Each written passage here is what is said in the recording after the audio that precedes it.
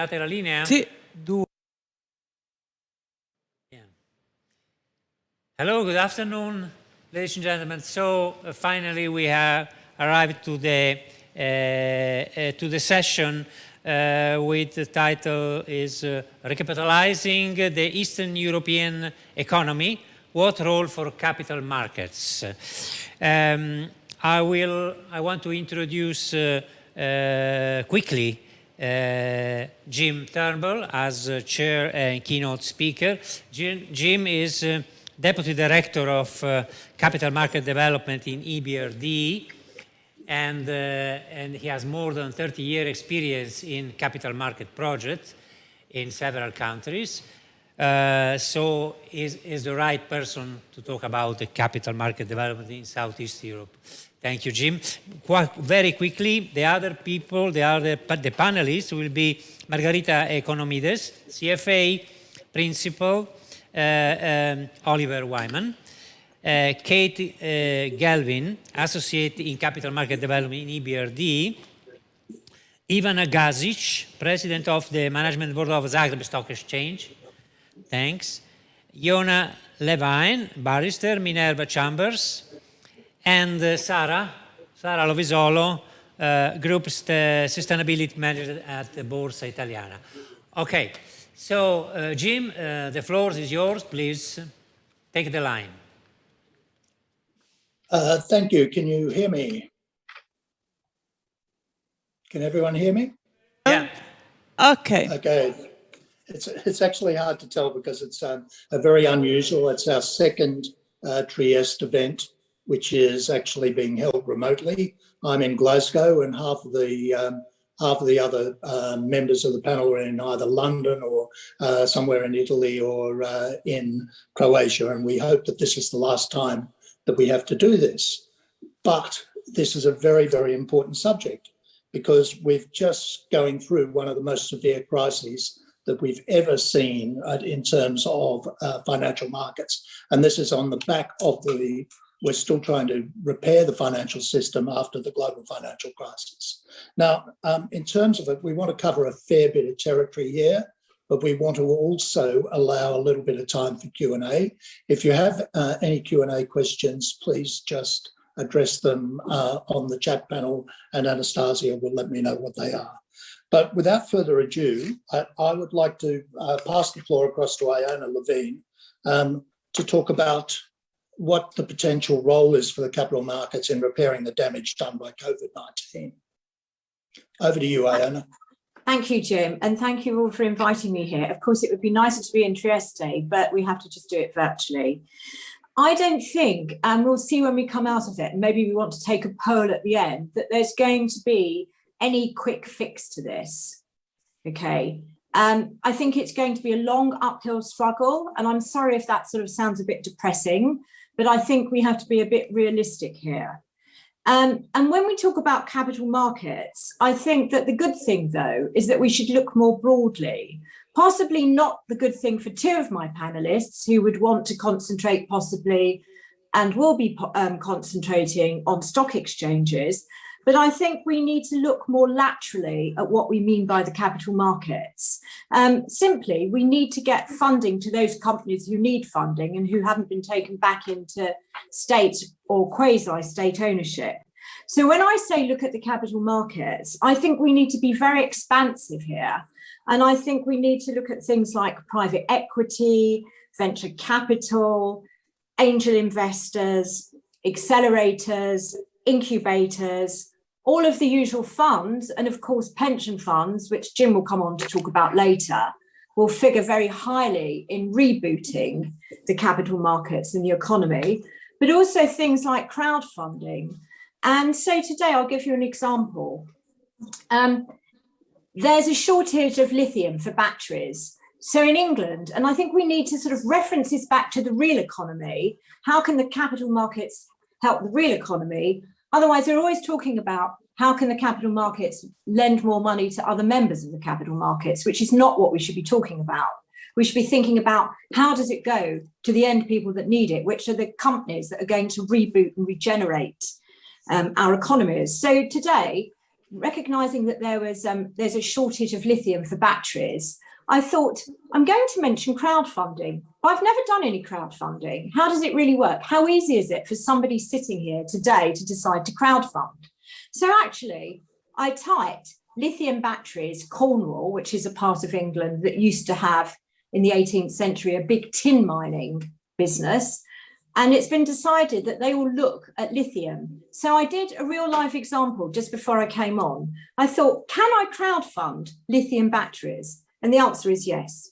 So when we're looking at capital markets and who's in the capital markets, retail, pension funds, banks, who's in the capital markets, and how do we actually deliver value to the underlying economies, and how do we actually access the capital markets, I think we should think really laterally. Thank you very much, Iona. And even though there is an exchange presence here, I'm going to welcome Ivana Gasic to actually speak about this particular element, because the Zagreb Stock Exchange is one of the most vertically integrated stock exchanges in the region, with various platforms and supporting various funding mechanisms. So over to you, Ivana, just to speak about the role of the exchanges in the region in mobilising finance into sectors that need it.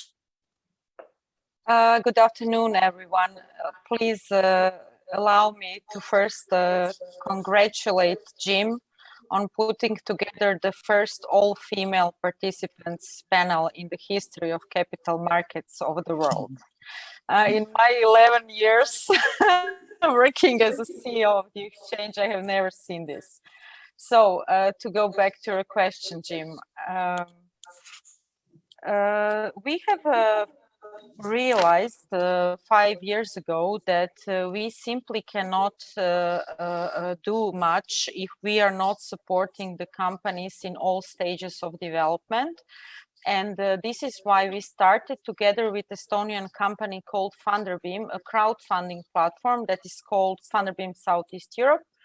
And we managed to close 11 fundraisings in a total amount of 5.5 million euro, which might seem not much, but we have actually enabled companies to grow in a market that didn't have any venture capital funds, that didn't have any other investors into these sort of companies.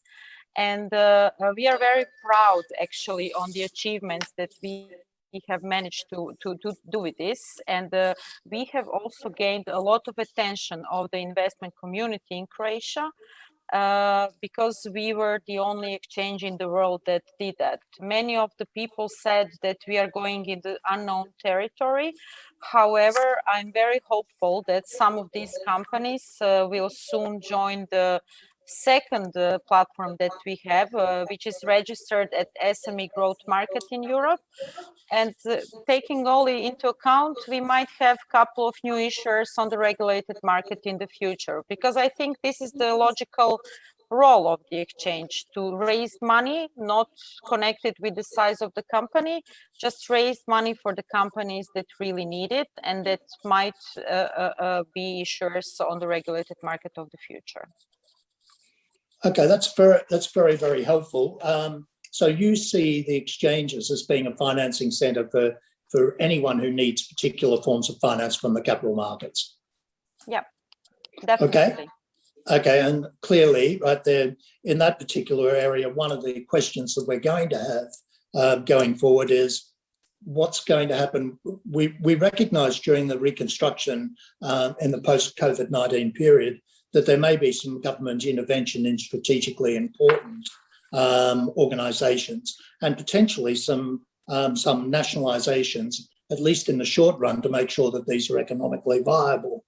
I'd like to flick this across to Iona a little bit and ask her about her concerns about whether the road to reprivatisation of these entities is being thought of, and what needs to be considered in terms of reprivatisation once the worst elements of the COVID-19 crisis are over.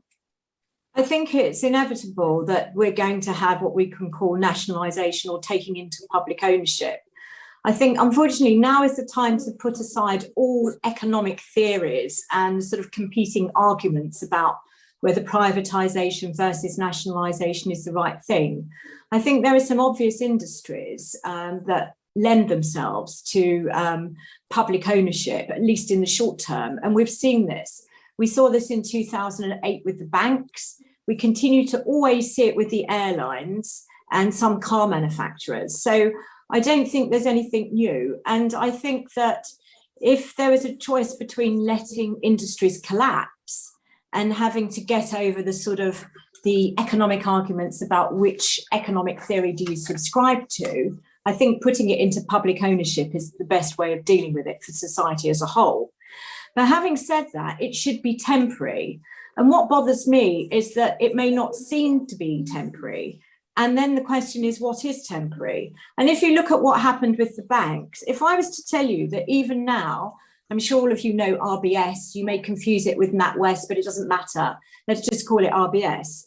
If those of you who knew that RBS was taken into public ownership in the last great financial crisis, and bits have been sold back, but last year, as a result of COVID, the British government decided to delay selling it back to a year. So if I tell you it was bailed out in 2008 and 62% of it still remains in public ownership, and that there's no roadmap to sell it back until March 2025, then, you know, the whole idea that you take it into public ownership, make it better, and then sell it back on the capital markets, there's a timing issue here.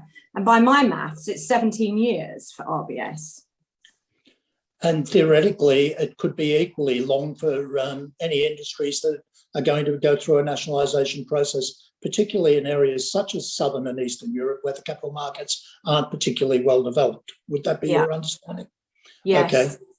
I think that I would definitely subscribe to this view. The question that often gets asked of us, EBRD is clearly an IFI, and it's an IFI that's very, very interested in the area, in the region. The question that often gets asked to us about us is, what role does EBRD play in this? And I'll take my moderator's hat off in this respect, and I'll put my speaker's hat on.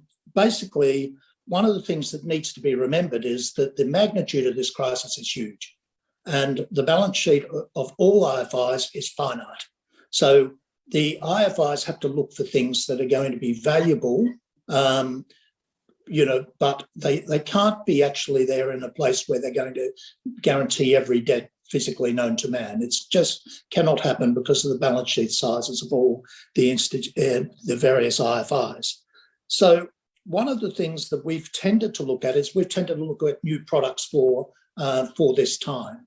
One of which that we're looking at is we're looking at things called equity bridges for companies that are basically good operational companies but are going through a cash flow crisis at this particular point in time, replacing that with equity and not debt, at such a time that it can be actually paid down when the situation gets a little bit more clear. That's one other area. The other area that we have supported is sustainability-linked bonds, right, which is an area of green related to green bonds, where we're trying to get people to change their behaviour a little bit during this period of time, without having to adhere completely to green bond principles. But another interesting one that the IFIs have looked at, and we've only done it in the Baltics, but we have high hopes of doing it in this region, is commercial paper programs. What we're seeing is that a lot of corporations are not able to access the same form of financing that they used to from the banks. So what we're doing is we're advocating the issuance of commercial paper, which is obviously in security form and could mobilise cash from people like the pension funds. So we're looking at solutions, right? But the key in the IFI world has to be mobilisation. How can we mobilise more people to enter into the financial markets of Central and Southern Europe? And that's a very, very key mix. So everything is predicated on designing products, right, that long-term institutional investors, such as pension funds, will look to buy. So that's generally speaking what our process is.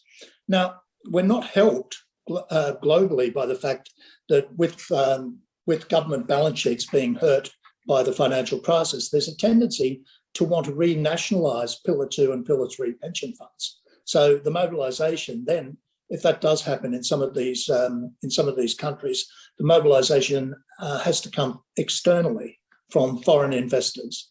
Now, one of the things is we all love foreign investors, but we love a certain amount of them. We don't want to see a huge amount of them, and we're a little bit concerned globally, right, that nationalisation of pension industry at this particular point in time may be throwing the baby out with the bathwater. We may not be creating a long-term sustainable investor environment in many of our countries of operations. So our advocacy would be to continue to support these pension funds. Now, this is the area that we've actually spoken about. Now we're talking about big systemic industry, assisting the big systemic industry. But let's be realistic. 95% of entities in Central and Southern Europe are basically SMEs, right, according to the EU definition. And for that, we have to look at SME solutions. SMEs are not going to be nationalised by the state. Right, they're not big enough, they're not seen as being systemically important. So I'm going to flick it over to Sarah, who's got some unique knowledge on providing finance through the capital markets for SMEs. Sarah? Thank you, Jim. Borsa Italiana has built significant experience in terms of funding SMEs and narrowing the gap between SMEs and the capital markets. We've done these through a number of programs. One is a pre-IPO program called Elite, which helps SMEs transform their business model and their governance to make them fit to deal with long-term investors. So this is an important first step in order for companies to be able to have those conversations with institutional investors who take a different look than banks at a company's business. And over 1,500 companies have been onboarded in these pre-IPO programs. Some of the cohorts, as we call them, are just focused on ESG issues, on sustainability. There are sometimes big listed companies that want to involve their supply chain in this program, so that their supply chain companies also improve their governance and their focus on ESG. On our capital markets, we see specific transactions that support SMEs. To mention one that is linked with this COVID, with the COVID pandemic and the liquidity crisis that it has engendered, our National Promotional Bank, CDP, has issued a €1 billion bond on our market, a social response bond, it is called, that supports SMEs, providing them with bridge funding to make sure they get relief to weather the crisis and get back on their feet once the crisis is over. So this is another useful way to create this bridge between capital markets and SMEs. A third example I can provide is our Extramot Pro Q market. It's a it's what you would call a mini bond market where private companies issue bonds. And it's been a very successful market with high levels of integrity and reliability. And we've seen also a number of small companies issue green bonds there.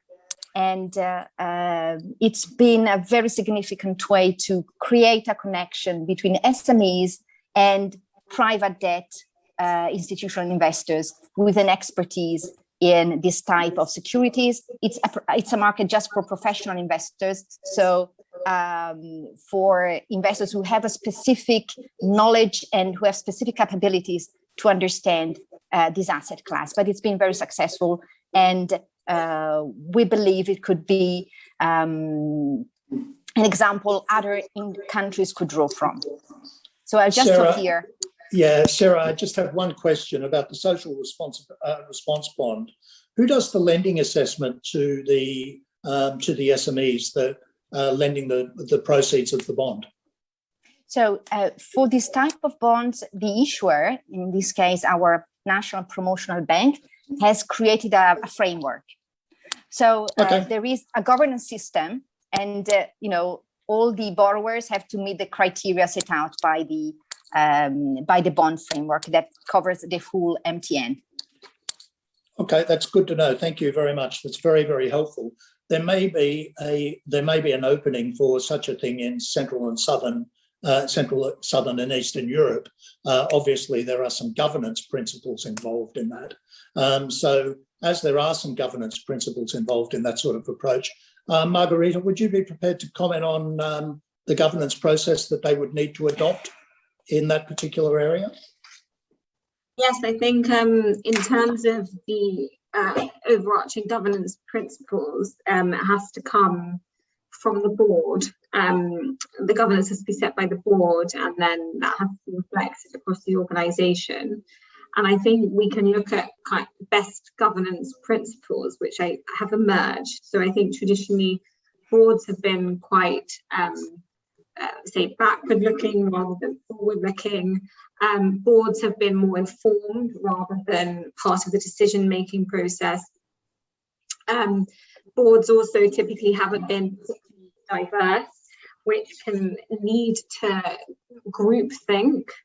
And also boards are, in terms of the materials that boards receive, they generally receive huge amounts of documents, and it's very difficult for them to be able to make appropriate decisions accordingly.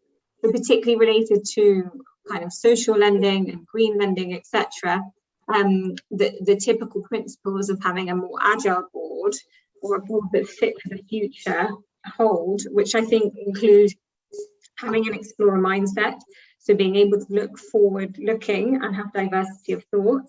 And having diversity of thought relies on having a group of diverse members on the board, both in terms of gender, age, ethnicity, background, expertise. And I think that's very important. I think you can also encourage having diversity of thought on the board through engaging in exercises when making decisions, such as red teaming, where you have one member of the board who plays the contrarian view, or you have different members of the board wearing different hats. So one member is responsible for creative thinking, another member is responsible for analytical thinking, etc. And this can all help when making decisions about hot topics, such as social lending and green lending.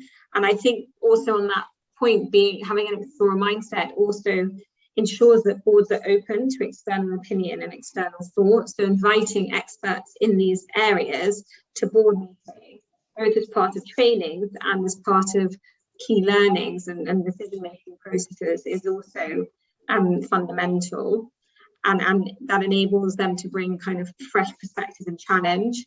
Then in terms of active participation, so board needs to be brought in earlier. So typically at the moment, when you're relating to sustainable lending, boards may not necessarily have the right reports with the key metrics for them to comment on decisions. They might just be sent very high-level documents, and there need to be the appropriate board committees or committees at the executive level, enabling boards to work closely with to be able to make those decisions and having the right metrics to look at. So looking at, the number of new loans that are green or transition or sustainable, looking at the number of loans that can be classified as social, and actually having key metrics in place in terms of what those definitions are. What does social lending include? What themes does it include? Does it include affordable housing, lending to minority groups, etc.? And then on the green and transition side, and we'll come on to that later, but in terms of how you define what is green and what is transition. And I think then the final thing in terms of corporate governance at all levels, at the board and at the executive level as well, is that there needs to be a process and a formal process in place to measure, benchmark and improve. So the amount of lending that is done and who the lending is done to needs to be measured and monitored on a kind of continual basis, with a forward-looking process in mind to see, what's the next target we're going to reach, what's the next milestone we're going to reach. Okay, thank you very much. I brought that in a little bit earlier than I expected, because I thought that it was very important when you're establishing a government entity to at least talk about the governance principles, the general governance principles involved. But if I can just go back a little bit to one of Iona Levine's pet subjects. Iona, obviously Sarah has laid out some of the key areas for SME financing solutions, but you've got particular views on the use of incubators and regulatory sandboxes. Would you like to expand on those and how we can use those to mobilise capital into particular sectors? Yes, I think certainly in terms of regulatory sandboxes, I think they're a great idea. The BIS recently published a paper on this, so I'm just going to quote some statistics. And for those of you who want more, it was a paper that they released in November 2020, because Jim and I have been having a great debate about, are regulatory sandboxes good or bad things? In my own experience, I think they're an excellent idea, because, having practiced in the sort of financial markets for more decades than I like to sort of own up to, it's not always completely apparent which side of the regulation something falls. And, it's not always apparent whether it's the activity that's regulated or whether it's the enterprise itself that's regulated, and whether this makes a difference. So there are these things that fall between gaps. And the more that we've gone into fintech and the more, things have developed that look like banks that aren't banks, it's been more and more important to be able to phone a regulator and get some sort of sensible answers. So I think that sandboxes are a great idea. And in support of my argument, I'm going to bring out the BIS November 2020 paper, which says that firms that join a regulatory sandbox increase their probability of funding by 50%. From firms that didn't bother to enter a sandbox, and those that go into a sandbox increase their funding by 15% after they've gone into the sandbox. So I think it's a fantastic idea, because it makes those who are running the firm concentrate, put all of their efforts behind what they're trying to develop, and sort it out in an earlier stage and get proper answers. And I think it also acts as some sort of label of acceptance that you've gone through that and you've gone into a regulatory sandbox. So I'm definitely in favour of them. Well, that's wonderful to hear. Now, you've heard a general overview of where we see capital market financing. Basically, the capital markets can finance particularly any sector at all, but you have to find a willing series of investors that are happy to actually enter into the product. So one of the keys in this particular area is product development. And we've already spoken about that. Iona has stressed regulatory sandboxes. Sarah has stressed innovative solutions through the government. And Ivana has suggested innovative solutions via the exchange and also via the usage of private equity funds. All of these are very, very important elements. But who are we to say that they promote a solution? I don't know that any of you are completely aware how many people attended this morning's panel, but there was a panel this morning that was held on what the views of youth are in the region regarding the rebuilding of the region's financing as a result of COVID-19. Now, Kate Galvin attended that meeting, and I wanted her to give a quick summary of where youth sees the priorities. Are we, as a bunch of older, more mature, experienced practitioners, are we taking into account the views of youth when we're talking about the reconstruction of the region via capital markets? Kate, over to you. Thank you, Jim. Well, I think on a kind of more high-level, general level, I think what the youth panel was saying this morning and what's generally being said by the youth across the EU is that the number one way that we can ensure that young people's needs are recognized in the post-COVID recovery is by giving them a seat at the table. And I know that sounds very simple, but I don't think it's really said enough. That obviously having younger people in decision-making positions is extremely important. And if they're not decision makers themselves, then there should be kind of room and space for their voices to be heard and for their opinions to inform these decisions. And it goes without saying, of course, that these young voices should be from a wide range of diverse backgrounds. To echo what Margarita was saying, that diversity is so important because youth, like any other segment of the population, are not, one homogenous group of people. And I think a lot of young people today, and in fact, polling published yesterday here in the UK showed that 3/4 of 14 to 24-year-olds feel politicians are rarely listening to their views. And I think this is exacerbated by the COVID pandemic. So if we want a recovery that really works for Europe's youth, young people need to be part of the debate, and not just as a tick the box exercise, but because they actually have genuine solutions worthy of being taken seriously. And it's not an abstract thing either, because, if we look back on the previous financial crisis, many of in fact, youth's needs were not taken into account at all. And many youths today, particularly millennials, are still burdening that debt and may do so for the rest of their working lives. So, real life examples of that take the form of, unaffordable housing and unreliable employment. Because even before the COVID pandemic, young people in Europe who were entering the workforce were entering a job market that was really characterized by casual employment, underemployment, part-time employment, wage stagnation.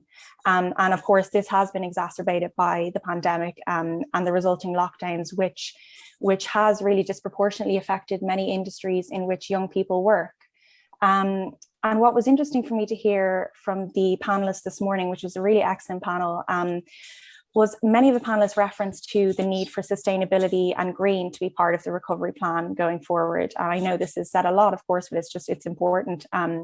And I think COVID-19 has unlocked a new energy among young people who really want to make a difference and know how much that the recovery is going to affect them, so that they're really kind of fired up about it.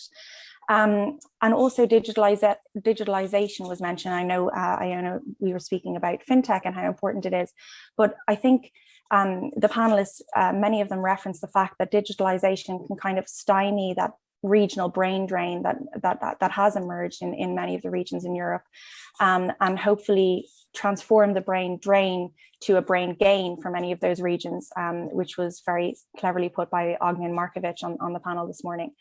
But I also, it's not all doom and gloom. And just to finish, I think it should be said that politicians and business leaders are beginning to listen to young people's needs and opinions, far more so than in previous financial crises. And for example, of course, the main focuses of the EU's plan to build back better for the next generation post-COVID is supporting a green and digital recovery. And these are also the priorities of the EBRD. And indeed, the European Green Deal, which predates the crisis, will form a centerpiece of that recovery. But I mean, we shouldn't really rest on our laurels in that regard. And I think we should continuously demand more from our political and business leaders to listen to young people, because they really should be taken seriously when formulating the pandemic response. And that, I think, is an absolutely wonderful summary of moving into the area that is concerning us. Even though this expression, building back better, is being bandied around, and I'm getting heartily sick of it, to be perfectly honest, but it is actually providing us with a platform, because we now know that because youth is actually going to be a key and very important part of the recovery process, that we need to listen to these views. And we can see that recapitalising the region is a major task, but we also see that there's a desire by the broader community not to build back in the same way. Now, that's not saying that the mistakes won't happen again, but there is a desire of the community not to build back in the same way.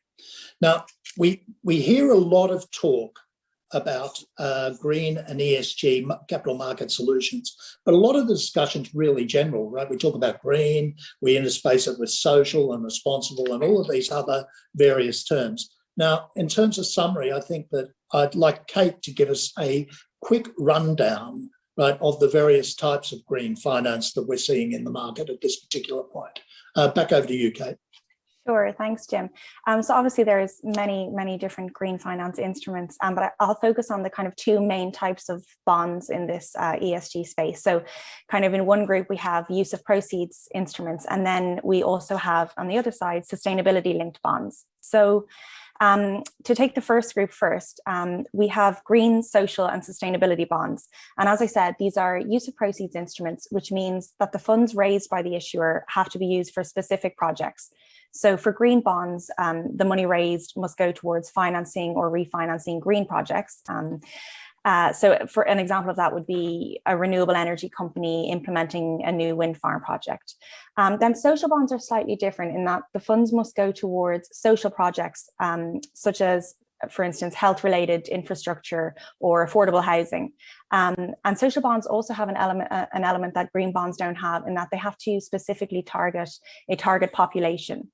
And then sustainability bonds are bonds where basically the issuer commits to applying the funds to both green and social projects.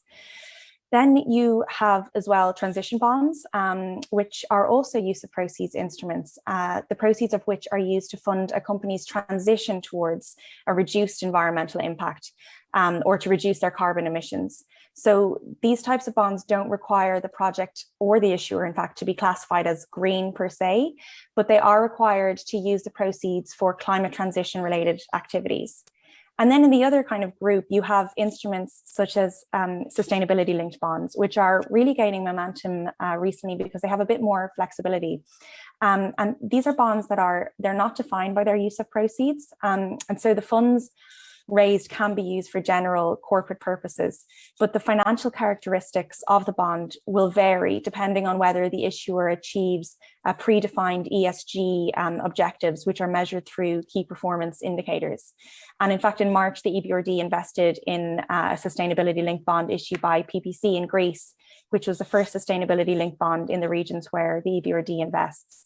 So those are kind of the main types of ESG instruments in the market at the moment, but this is probably only the start of the diversity of these instruments that will be available and will come to market. For example, we are seeing hybrid instruments emerge, such as green sustainability linked bonds. So I think the market will only grow and diversify as this progresses. Okay, thanks a lot for this. This gives, now somebody wanted to intervene there.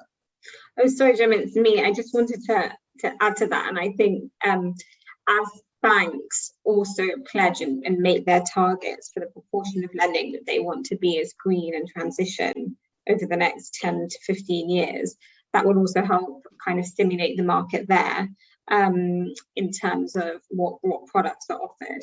And I think the key, there are some industries where it's obviously much easier to do that than others. So I think in energy, it's more straightforward if you use renewable energy sources. Whereas I think in other sectors such as agriculture, that then becomes much harder, where the whole sector is in transition. So I think this is definitely a key focus of banks, and this is something that we'll only see the market grow over the next 10 to 15 to 20 years. So, even of the top 50 banks in Europe, about 61% representing 84% of the assets have the ambition to be Paris aligned.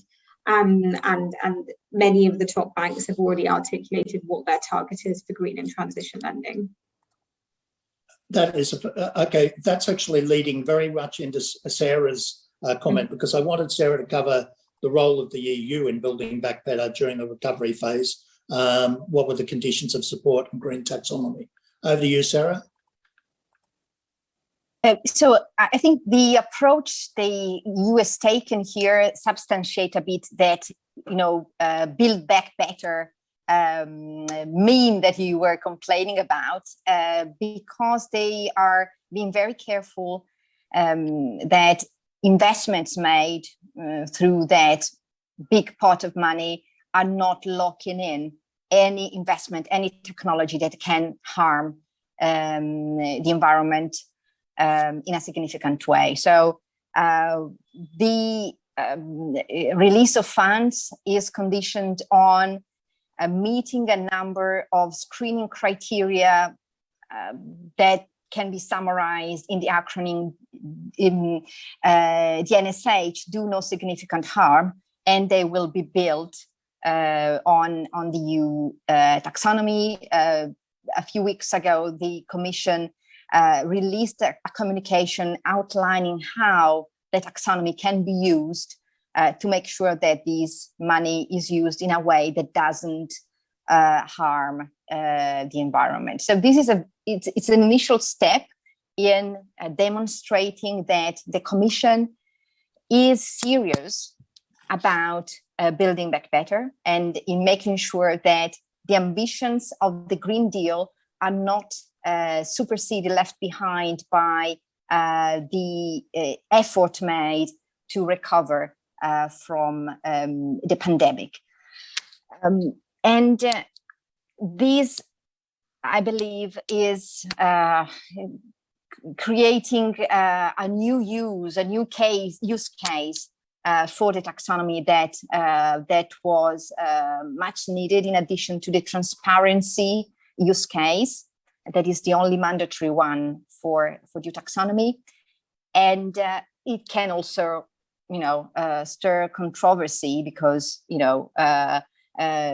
different governments may have different views about what significant harm means. And here we have a unified way of naming significant damage to the environment. And it's something that it comes from the top, from the center, from the Commission. It's been agreed by the Parliament, the European Council, and so probably governments have the impression that they have not much leeway in determining how they can spend the money. But I believe it's a significant step forward, and it's very important. It's also consistent with other measures in the space of ESG regulation that the European Union has put in place. For example, from the 10th of March this year, all investors in the EU will have to incorporate ESG considerations into their policies, governance, and risk management procedures, and demonstrate they do so by publishing, principal adverse impact statement. So we see pressure on investors from a number of fronts, and also from regulators, to invest sustainably. And from an exchange perspective, what we want to make sure that our companies are ready for that. And for our companies, it's very important that also the companies in their supply chain are ready. And so you see a sort of,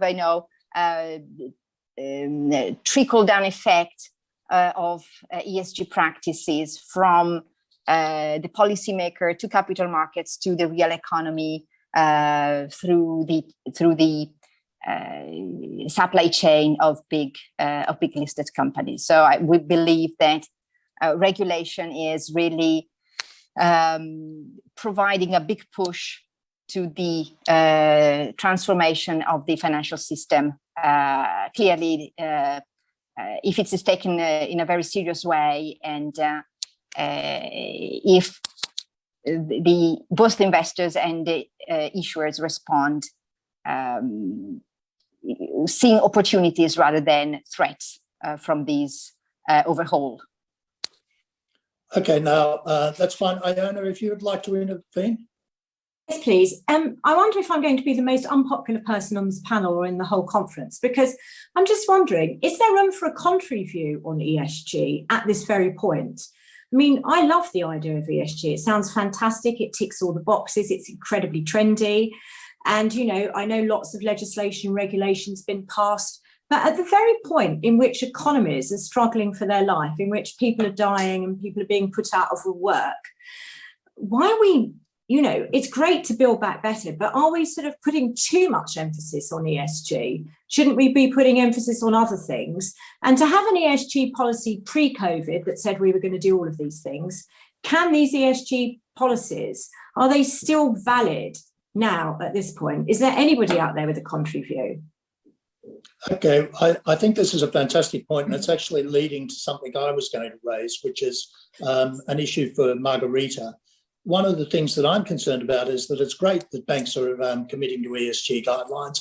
Fantastic that other people are claiming that things are green and all of these, right? But I'm being quite concerned about the lack of discipline in terms of monitoring and reporting. What is your view on that particular area? Are we getting too involved in ESG and not actually building the good blocks of monitoring and accountability that really should be built at the same time as developing ESG products? So I think there are two things here. I think, and I think Sarah alluded to both of them. So I think on one hand, there's investing. And so there's a requirement for investors to building in ESG into their investments. So, you know, for example, pension schemes now have a requisite to invest in ESG funds and to actually show that they are investing accordingly. For example, specifically in the UK and in other regions. I think, so that's on the investment side. I think from a banking perspective and framework perspective, which links to your monitoring and reporting point, Jim, you know, the EBA has come out with guidelines that say that banks need to come up with a list of projects and activities that they deem to be sustainable.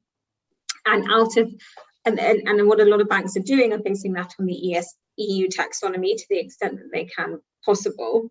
So the EU taxonomy can very much serve as a guide, but it does have to be translated to be practical to banking activities.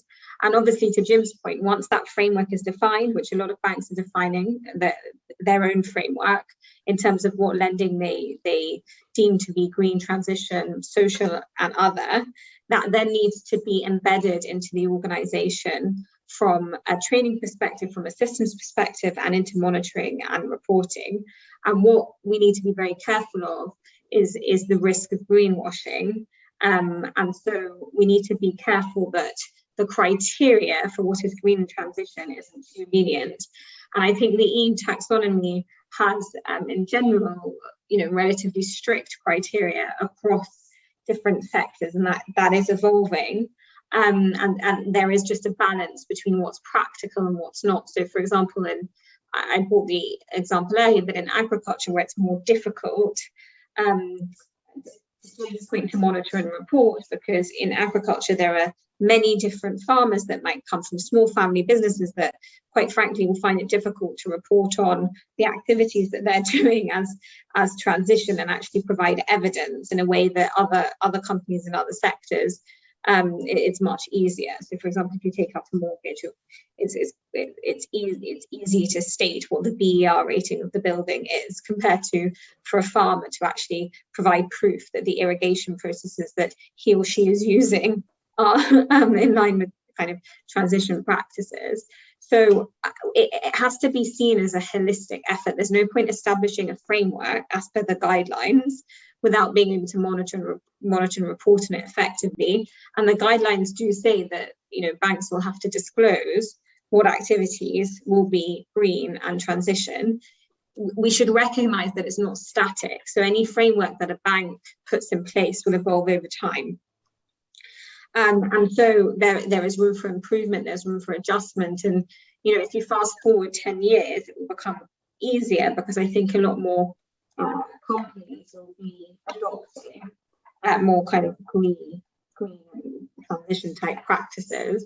Where the challenge lies is more on the transition side. So where you have a use of proceeds loan, Kate was alluding to this earlier, it's relatively easy to show whether that loan is being used for something that's green or transition. Whereas when you have a general purpose loan and you're evaluating the company and looking at the company's revenues to see if that company has a kind of credible transition plan over the next 10 years, it's a bit more fuzzy, and you have to assess each case on a case-by-case basis, which just isn't as practical for banks to assess smaller companies as it is to larger companies. And then I think the final point, to Iona's point, you know, is there too much emphasis? Well, actually, ESG, there's a big S in that, which is the social, as well as the E and the G, and the social covers health and education, and that really should, I think perhaps you were alluding to some of those points, but that really should come to the fore. So social lending, in my opinion, should include lending to healthcare, lending to education, to really help kind of rebuild and reinvest and help recover from the COVID pandemic that we've seen across the globe. Jim, may I add something to this, Yes. if you don't mind? Actually, I wanted to add to something that Iona said. I agree that ESG is extremely important, but I'm also kind of doubtful about the timing of this initiative. I will tell you why. For a couple of years, we are seeing the Capital Market Union initiative, which one of the main goals of this initiative is that we have more SMEs on the market. And unfortunately, until now, it didn't give huge results because the European Commission is constantly working on the new measures that would, decrease the prospectus size and so on. But actually, prospectus for me is the least of the problem for the company when they're going to the exchange. The problem is reporting. So companies are shocked with the developments of what they need to report on. So this is just going to be additional burden. The big survey among our issuers showed that they are worried that they will need to hire additional experts because they don't know what to report, how to prove it, who will prove it. Will it have to be confirmed by the independent appraiser and so on. So I think in this respect, the goals are a bit controversial. On one side, we want to have more companies on the exchange, and on the other side, we are giving them more and more things they need to report on, and they see it as a very substantial burden to their business. And we are also a listed company, so Zagreb Stock Exchange has 24 employees, and we are in official market of our exchange. And I have to tell you that this exercise is not going to be easy even for us.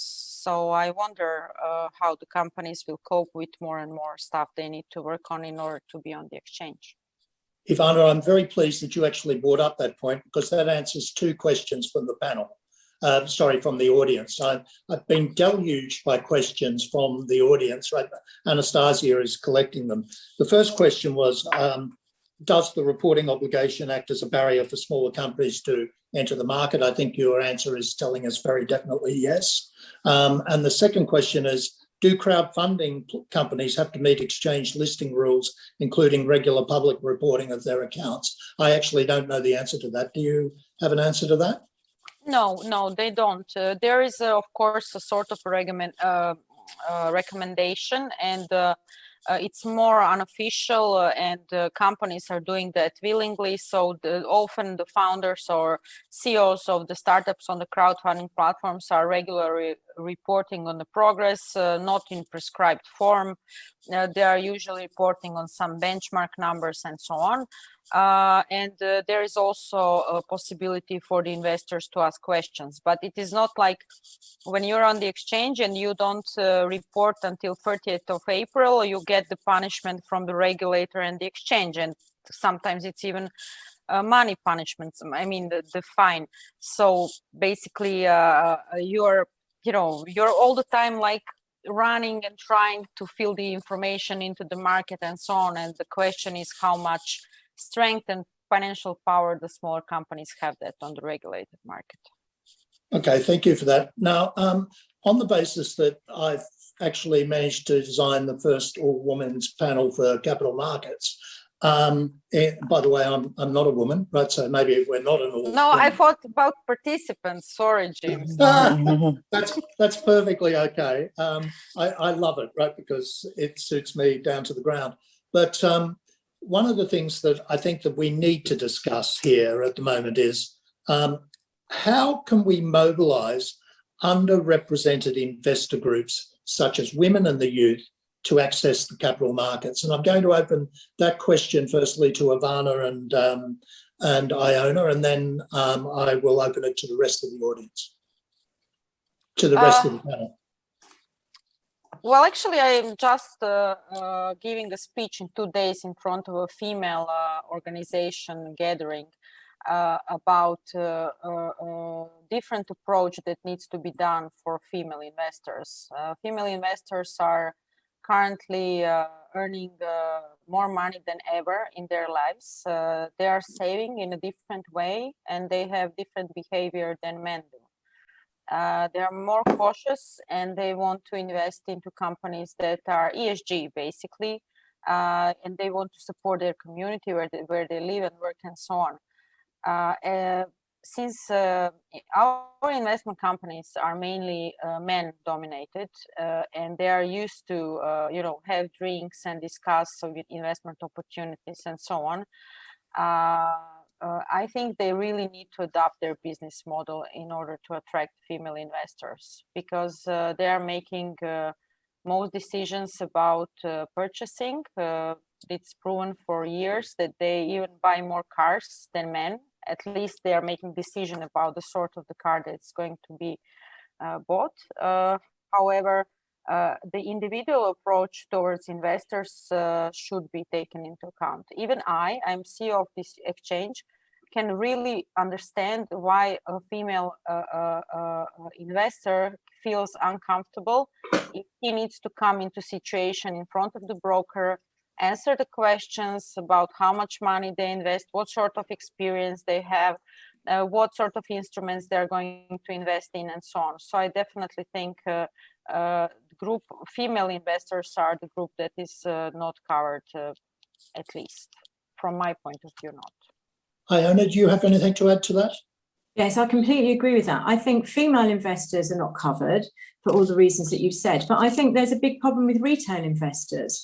And in fact, the EU in its Capital Markets Union itself has acknowledged it, that there's a big problem, a complete disparity between Europe, and I should probably include England in that today, and the US about, are people really investing? And I think the challenge for us, talking about are the capital markets, how are they going to be rebooted? It's not just what are the instruments, it's who's going to do it. So are we just going to be relying on pension funds and foreign institution investors, or are we going to try and mobilize retail markets?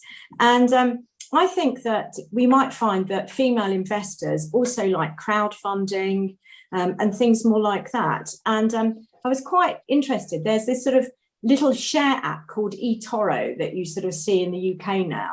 And I'm sure younger people, and Kate will be better able to correct me on this, might find this more interesting because it's kind of trendy. It's an app, it sounds good, you can do it. And it's interesting because cryptocurrency, for some reason, you can hardly walk down the street without somebody saying, oh, should I invest in cryptocurrency? But nobody ever rushes, I don't know why they're asking me, but nobody ever rushes up to me and says, should I invest in an exchange? So there's this whole difference between what's trendy and what's interesting as well. Okay, that opens up a very interesting thing, and it's actually going to answer two of the questions that I'm being deluged with by the audience, which is pleasing me immensely because it means that we've covered an immense amount of ground, but it's actually hit a bit of a sweet spot. And I would encourage all of the audience, right, if you don't feel your questions have been answered, to get in touch with me or any of the panelists, and I'm sure that they can answer any of the questions that I can't cover. But a question straight across to Margarita, why is board diversity important? And how do we ensure the right balance on the board to fit into these areas that Ivana and Iona have identified?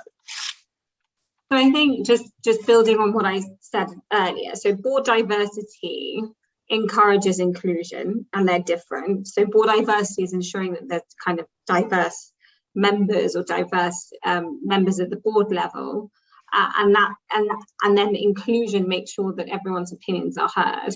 And the combination of a diverse and inclusive board limits the potential for groupthink. So I think with a diverse board, there's less of a risk of a minority view not being heard. If you're the only one to say a point and don't have any support from anyone else, that point is more likely to be missed. Whereas if you're one of many saying a point, there's generally a sense of agreement there. And I think in terms of encouraging board diversity, it's not just gender and it's not just age. It's not just ethnicity, it's background, it's expertise, it's opinion. And really what you need is you need to have a good chair that's able to bring diverse individuals together and make sure all voices are heard. Without a diverse board, it's then very difficult for an organisation to be diverse and to be inclusive if key topics aren't discussed kind of top down. And I mentioned a few techniques that can be used earlier. You know, red teaming is a good one because someone plays the role of contrarian. And so you don't feel like you're being difficult, for example, if you're presenting a difficult view, but rather someone has the role to challenge what others are saying. And that really helps to prevent groupthink and to think outside the box and to think more forward-looking versus what's been the status quo in the past. So that's really why diversity is important. It helps to foster inclusion and it helps to make sure that different angles of the same problem have been considered by board members. You know, another technique that's used is to kind of present and think and then debate. So if you have a board meeting split over 2 days, you can use one of the days to introduce a topic to the board. The board can reflect on it that evening and then debate the topic the following day. That really, again, encourages diversity of opinion rather than a board being presented with 100 pages of document and people having to quickly give the first opinion that comes to their mind, which doesn't really encourage that creativity and diversity of thought. Okay, thank you very much. Now, we've got 7 minutes left. I've tried to answer the majority of the questions that were on the chat line that Anastasia has been looking after. One of the major questions are what were the impediments for SME access to public capital markets? And I think we've actually covered quite a lot of those. It's the onerousness of the extra reporting on the supply side. The fact is that these aren't large enough instruments to justify a lot of the effort. On the demand side, right, we need to mobilise investments that are attractive to a larger investor base. And if you don't have local investors, then it needs to be of a sufficient size, right, to justify investment by global investors. Very similar to Sarah's point about the social response bond being issued in one very heavy marketable parcel of $1 billion, so that it can appeal to a much larger array of investors. There were a number of questions on the mini bond market and covenants, right, which I think was generally covered by Sarah. What we're seeing here, just as a general summary, is that we recognise that no single source of finance is going to fix this crisis. We haven't even talked about the negative impact on government financing, right, which is another area that will need to be covered by the capital markets through increased issuance of government bonds over a period of time. We haven't even covered that area, and yet we've still said that there's a huge amount of challenges that exist in the broader markets for us, for the capital markets have a role to play in the broader market, but they're not going to satisfy every funding requirement in the same way that the banks aren't going to satisfy every funding requirement. And the evidence of institutional investors, particularly foreign investors, aren't going to provide everything that we need, right, to help to develop financing solutions for the broader economies of Central and Southern Europe.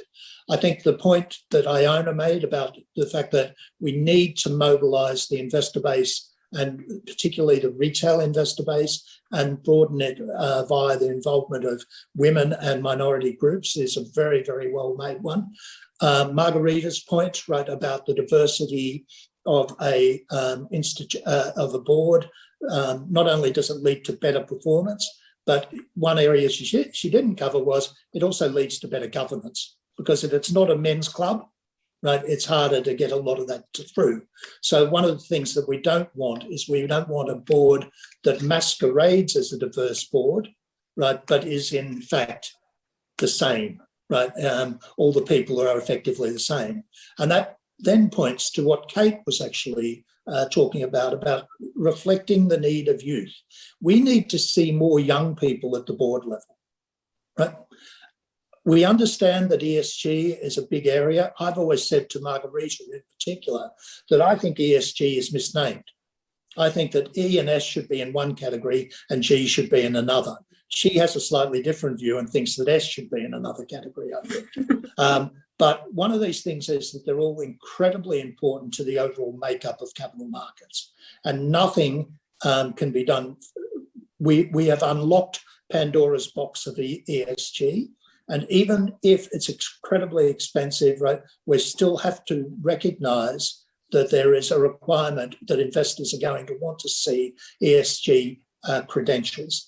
Now, to Ivana's point about the small organisations that are falling under the heavy cost of this type of reporting, at some point in time, there does need to be a solution. And that solution probably is going to need to come from the EU, who's probably going to provide most of the guidance in this particular area, because a lot of the Central and Southern European states are looking at not EU compliance or EC compliance, but they're looking to obviously normalise their regulations to EU requirements as part of their accession conversations. So there's a lot of very, very rich areas that needed to be covered here. We can help to finance the recovery, but we do need to do the basic things. We need to develop the basic capital markets. We need to make sure that we can settle deals. And this is very, very important, something that Iona alluded to. Brokerage outfits will look at our region if they can settle easily and at low cost, right, and efficiently. They will not look at our region if there are no settlement highways or settlement infrastructure that's in place for them. So in general, there's a broad amount of measures that do really need to be looked at. I don't think we've provided all the answers, but let me just repeat that this is a very, very experienced group of people on this panel. They're also really nice, so they're happy to answer any questions that you get. If you're looking for emails, etc., please just send me a note and I will make sure that they get distributed to everyone. Now, on behalf of all the board, on behalf of all the panel members, I'm realising that it's only 2 minutes until we finish, and I've always liked to finish things on time. Are there any last words from any of the panellists? Quick, 1 sentence, 2 sentences. Iona.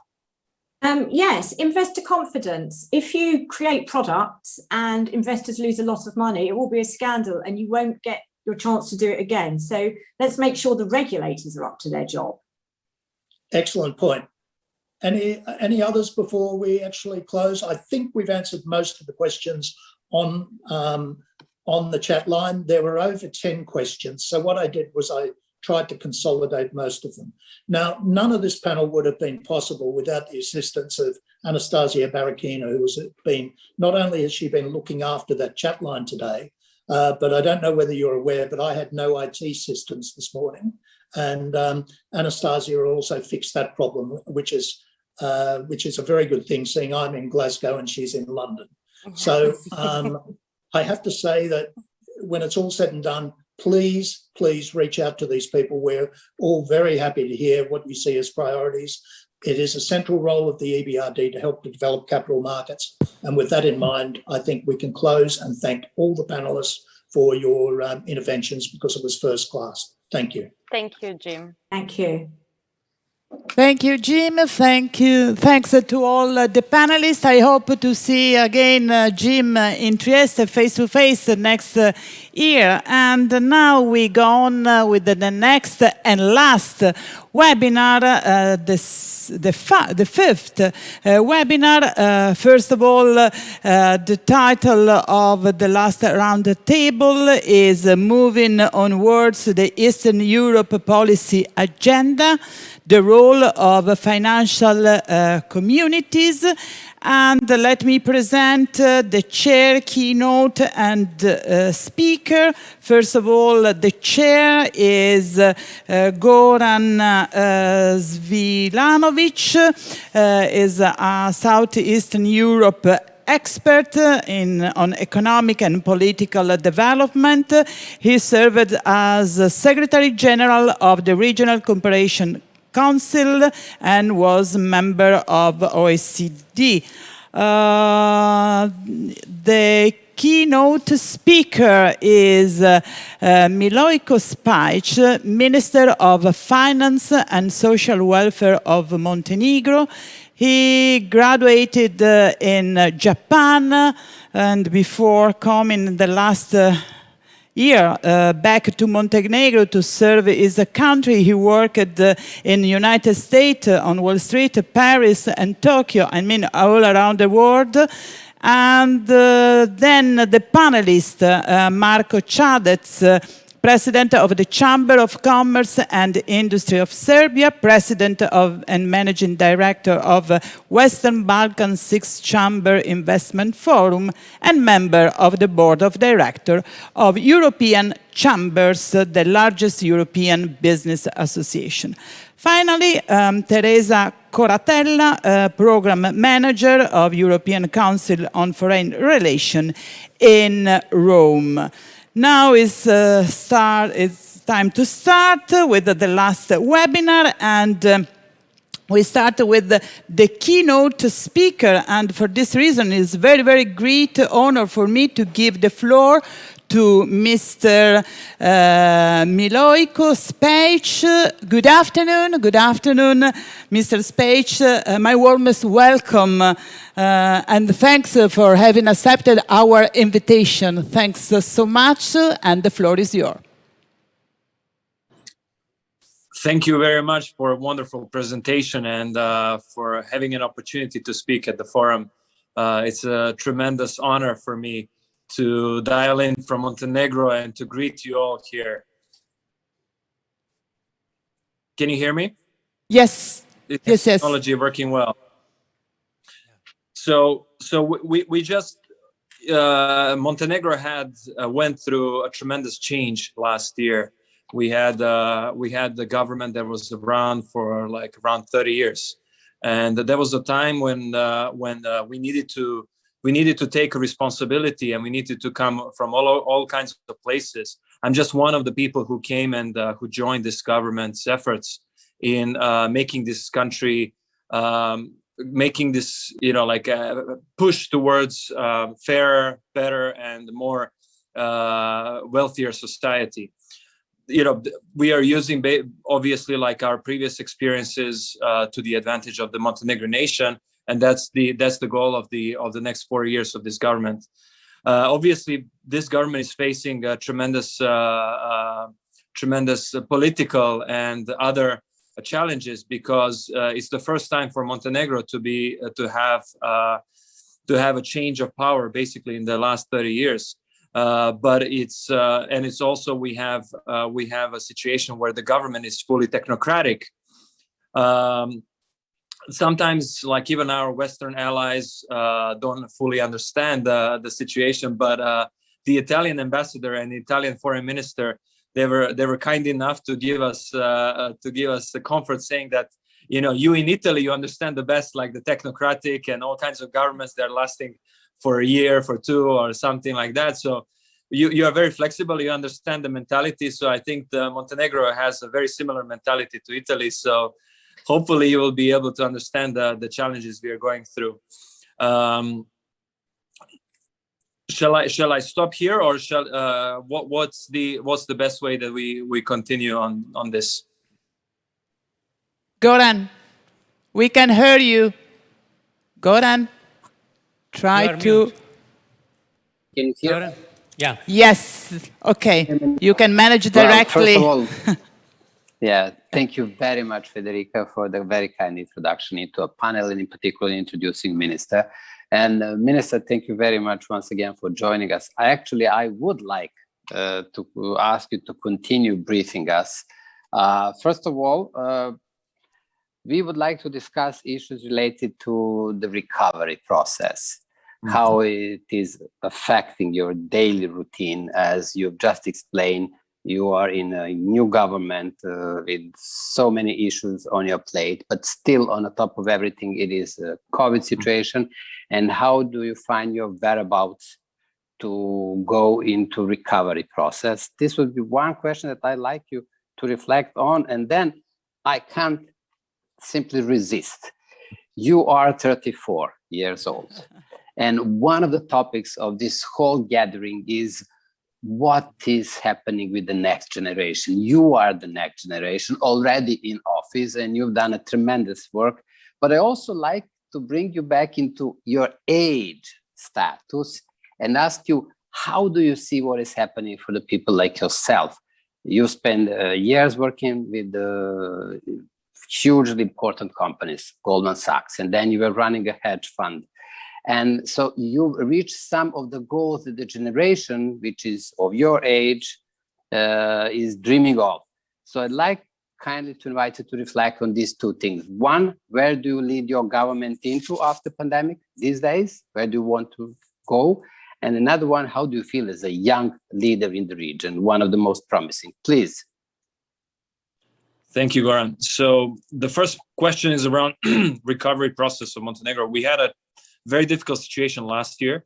The economy fell 15%, 15.2%. The fiscal deficit was at 10.1%. The debt to GDP went to 105%, gross debt to GDP. That's a very, very challenging situation, especially having in mind that the maturity of the debt of Montenegro is pretty short. And the interest rate that we are paying on the debt is pretty high. And that's a major difference to some of the other heavily indebted nations, such as Greece and Italy and other Euro members, because just being a part of a Eurozone, they had an opportunity to join the ECB programs, various ECB programs, and they were able to push back maturities and also have a very low interest rates on their debt, which deemed their debt sustainable, despite the fact that the gross debt to GDP would be pretty high in their case as well. So that's one factor that we inherited. Also, the second thing that was really challenging for us, then the day we had to actually launch the debt offering, the bond issuance, the biggest one in the Montenegro history, the third day we were in office. So 9th of December was basically the last moment for us to tap into the markets before the Christmas season kicks in. And we managed to get 750 million euros and basically finance our country for next 2 years. At least for a year, but in my mind, it will be for 2 years, depending on the deficit this year that we realized. That was the first thing. So the first thing you do, you solve the liquidity crisis. Once you solve the liquidity crisis, you think about the solvency and also debt sustainability. And the first step towards the debt sustainability is the fiscal discipline. So we managed to, in very short term, we managed to set up a budget that is program-based budget. Program-based budget is basically a normal thing in Europe, and that's being first time introduced to Montenegro. And it has a clear goal, or it's very clearly goal-oriented, as well as like what kind of activities need to be undertaken to achieve these goals, etc. And by just virtue of having such a transparent methods, we were able to save like 10% of the previous year's budget without cutting salaries, pensions, social welfare, the agriculture, or any capex. So basically, what we did is like we managed to tame the crisis and maintain the fiscal deficit of only 3%, despite the fact that we fell down 15% last year in GDP, that we have huge problems with the state-owned enterprises, etc., etc. So I think we managed to cut a lot of costs without the most vulnerable people needing to basically feel on their skin that these austerity measures. And so that's one of the big achievements of this government. Minister, this is great, and this is literally the biggest achievement in these 6 months, and I congratulate you. But I'd like to, before joining this issue on the youth, I'd like you to go a step further. And this is, Montenegro is a leader in the EU process when it comes to accession.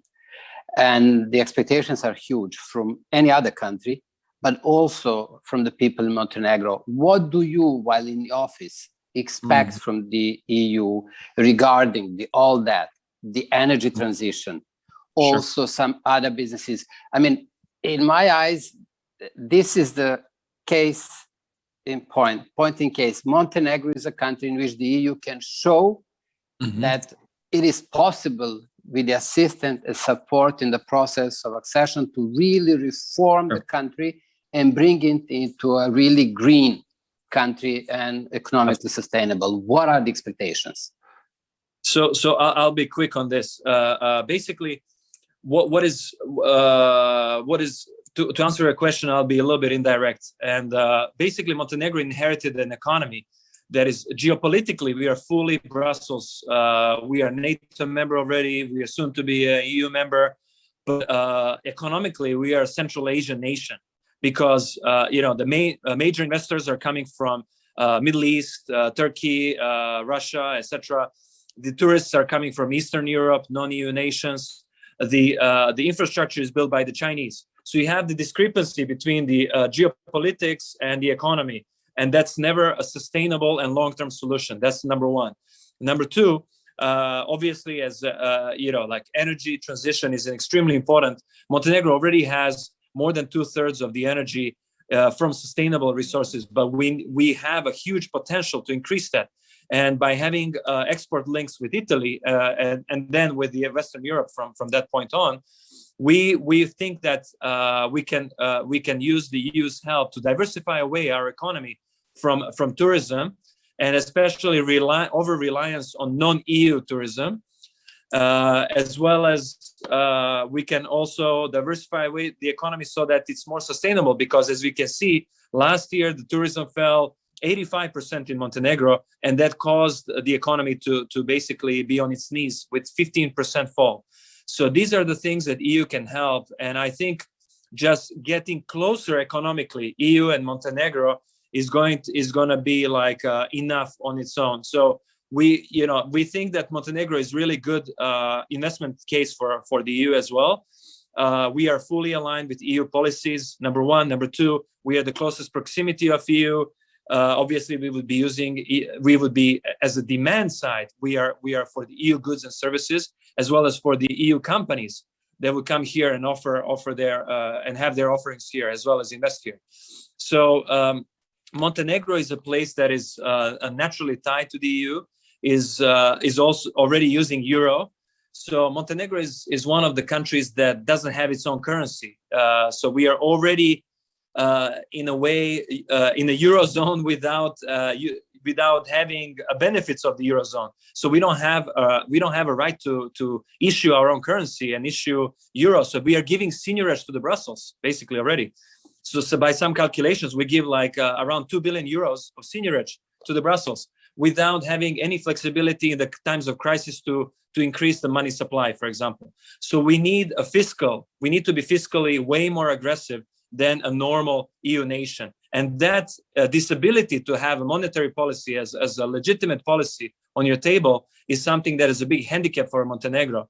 And I think EU can help us stepping in and helping us investing in the green transformation, in the just transformation for some of the thermal plants, as well as for some infrastructure. Because, like Montenegro is one of the nations that's not plugged into that supply chain, Central European supply chain. You have Serbia plugged in, you have Croatia plugged in, Bosnia is quickly catching up, Montenegro is excluded. So we need to include Montenegro in that supply chain of Central Europe so that we become integral part of the EU economically as well, not only geopolitically.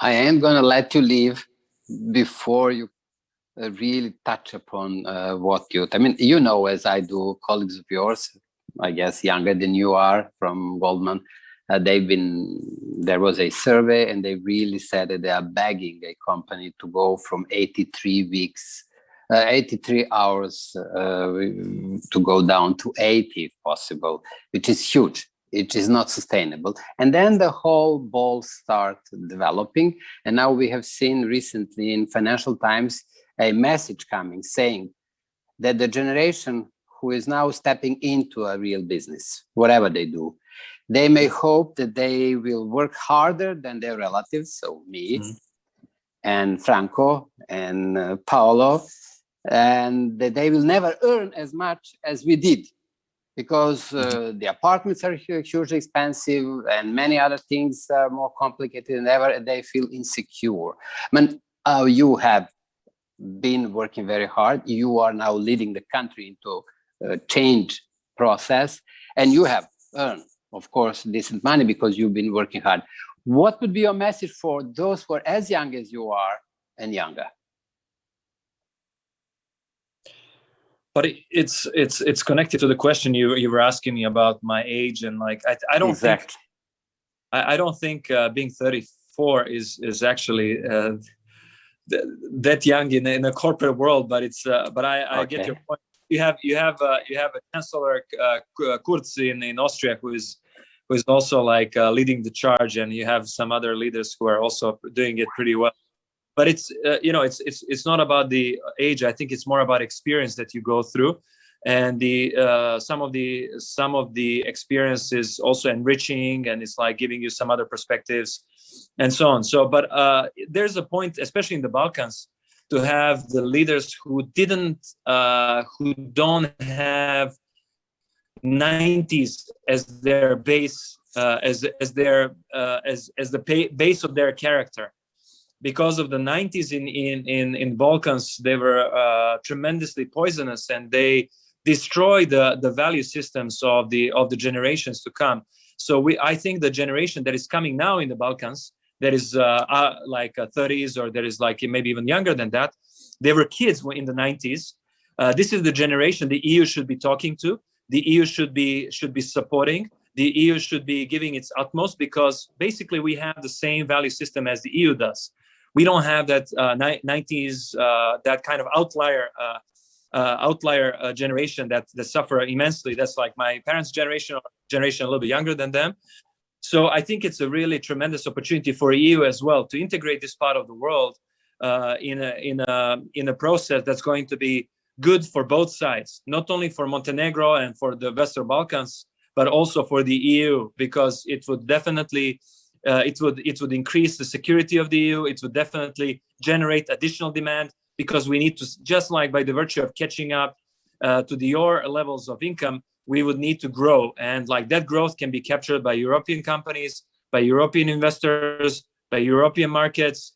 Increase the money supply that's going to be utilized. It's going to increase, accelerate the money flows, and so, et cetera, et cetera. So I think just by the virtue of these countries joining and not being a weak belly of the EU is going to have a positive effect for everybody. Thank you very much. I'll give you a break now. Please stay with us, and I highly appreciate your comments, and I believe that the others will follow on what you said. Now, I need to explain that we do not have Marko Čadež. A handsome gentleman here is Mihailo Vesovic, who is advisor to Marko Čadež, who apologized only 1 hour back, and I'm also very sorry, but I'm actually very happy to introduce Mihailo Vesovic, because he is director for strategic analysis in the Chamber of Commerce of Serbia. He is very much behind the processes that we have heard of and have been commented already today, including by Minister. And this is, as Marko is presiding a Chamber Investment Forum, and somehow Serbia is really working very hard together with everybody else in the region, and is setting the scene, so to say. And Mihailo was actually behind the scene, really working on this. So I'd really like to invite you, Mihailo, to tell us, where do we go from where we are now, particularly having in mind that this difficult year behind proved a resilience of the business community in the region, readiness when the EU was slow to engage on a green corridors, to organize the shipping, to open up the borders within the region and then with the immediate neighborhood. Tell us about this experience, please. How do you see recovery process? Good day to everyone. I hate to disappoint, but that's my role. Well, I must be honest that we learned, although this last year was very hard economically, we took a lot of very valuable lessons. One of the most important lessons is the regional lesson that we learn, and that's actually that if we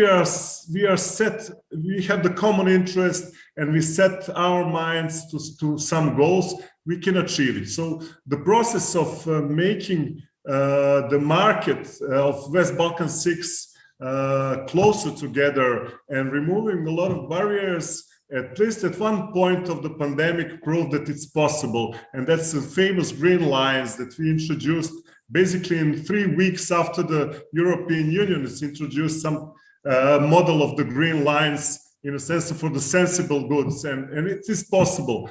And one of the most important lessons that we learned is that region and regional cooperation is maybe for the European Union more substantial than the global cooperation. What we learned is that regional value chains are something that will make a most safer future for the economy, at least for the essential goods, for the essential industry. The safety net is to have your supply chain as close as possible and as reliable as much as it's possible. So we opened up a lot of topics last year, aside from the nearshoring, which is one of the topics that European Union is chasing, especially the foreign direct investors. What we learned also is that removal of the barriers, especially in the movement of the people, because a lot of times we talk about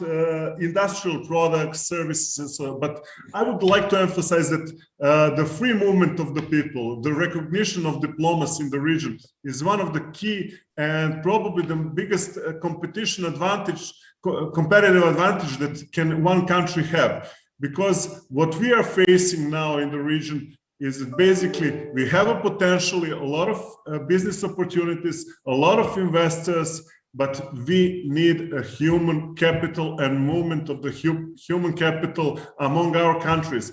Because not one country is self-sustainable, and we are talking about 6 small economies in every aspect of it. But as we are talking about 18 million people, we are becoming more and more attractive.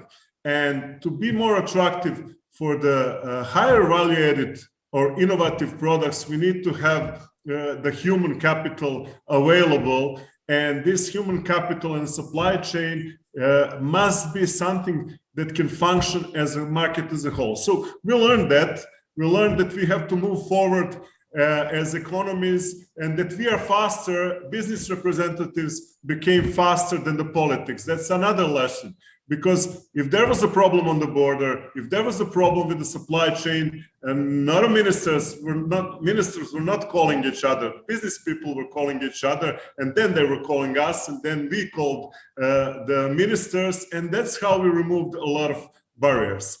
And aside from that, the availability of the financing, because it's the main topic that we want to tackle here, is the availability of the finance sector and the cooperation between business sector and the government, who mostly can influence the means of financing the businesses. It's very important. It has to be practical, and it has to derive out of the communication, open communication between businesses and politics. Well, thank you very much for what you've said, and really expressing in particularly the role of the business community. As difficult months are behind us, what are the lessons learned? Would you try to answer that? What is a real lesson that we have learned when it comes to what is the role of the business, what we may expect from the immediate neighborhood, and what we may expect from the EU countries? In generally, the most important lesson that we learned is that basically cooperation between regional cooperation is the key answer of how to bring us closer to the EU and the common market. So the common regional market is a just first stepstone in becoming a part of the EU. What we learned is that we have to look outside of the box. And one of the idea is the free movement of the 4 freedoms initiative that we formed. But aside of that, we introduced something that is probably a little bit outside of the box, and it's called inclusive enlargement. In that sense, the region has to have a clear message from the European community that it's going to become a part of the EU. Nevertheless, how we comply to all criteria of the EU, but the economical parts of the business, of the political agenda bring us much closer and faster to the EU. So there is no way that any country without regional cooperation can become future part of the common regional market with the European Union. First stepstone is the regional market. Mihailo, thank you very much. Teresa, I'm turning to you. As you're coming from ECFR, I was very much honored to be at the opening of the ECFR. Then the current president of Germany was delivering a famous speech in Berlin, and I really very much enjoy it, and I'm looking forward to hear from you. But look, what we have learned from Minister, it's all about the EU. There are huge expectations from the process. What we have just now learned from Mihailo is, guys, economy first. Let us see what is going to happen with the process of accession. So my easy question for you, what is going to happen with the accession process, and is there a future? We have heard today a very promising speech of the German minister, but still the question is in the air. What process, what perspective, what future for the Balkans, please? Thank you so much, Goran, and my sincere thanks to the organizers for having invited me and for having put together such an ambitious agenda, a group of such distinguished, high-level speakers, and it was a pleasure to see young voices, female voices, bringing together their perspective. Well, if I have to think about future perspectives and the main theme of this conference, the next generation, I think that we should definitely, when we think about the accession process, start from the very core of this conference, youth. Why this? According to the Youth Progress Index, which was published in June, it was confirmed how the pandemic, alongside with the climate change, are those two elements which are really affecting the and have an impact on the youth generation, especially in the Western Balkan region. Combined together, climate and COVID had one major result. They had a major impact on the unemployment rates. I won't go through all the national unemployment rates, but I think we all agree on the fact that the unemployment is representing, and it will probably dominate the agenda for the Western Balkans and the Europe-Western Balkan agenda. Why this? It is not just about how the pandemic freezed the job creation process. It's something that started before. It's something due to a lack of vision, of a goal-oriented strategy also from Europe, and a lack of vision of how younger people, younger actors can really play a major role economically, politically, and of course financially. Of course, this is not just related to the Western Balkan, but it affects Europe.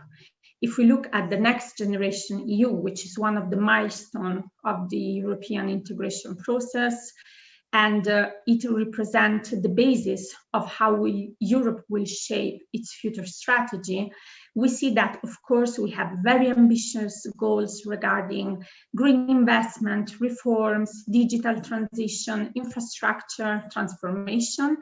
The European Commission asks a lot in terms of policies for the next generation, for the younger people and children and youth. But at the end, when we go concretely through all the plans, and I speak also about Italy, which is my country and which has strong ties with the best Western Balkan region, and which is among EU member states, founding member states, I still see that something is missing there.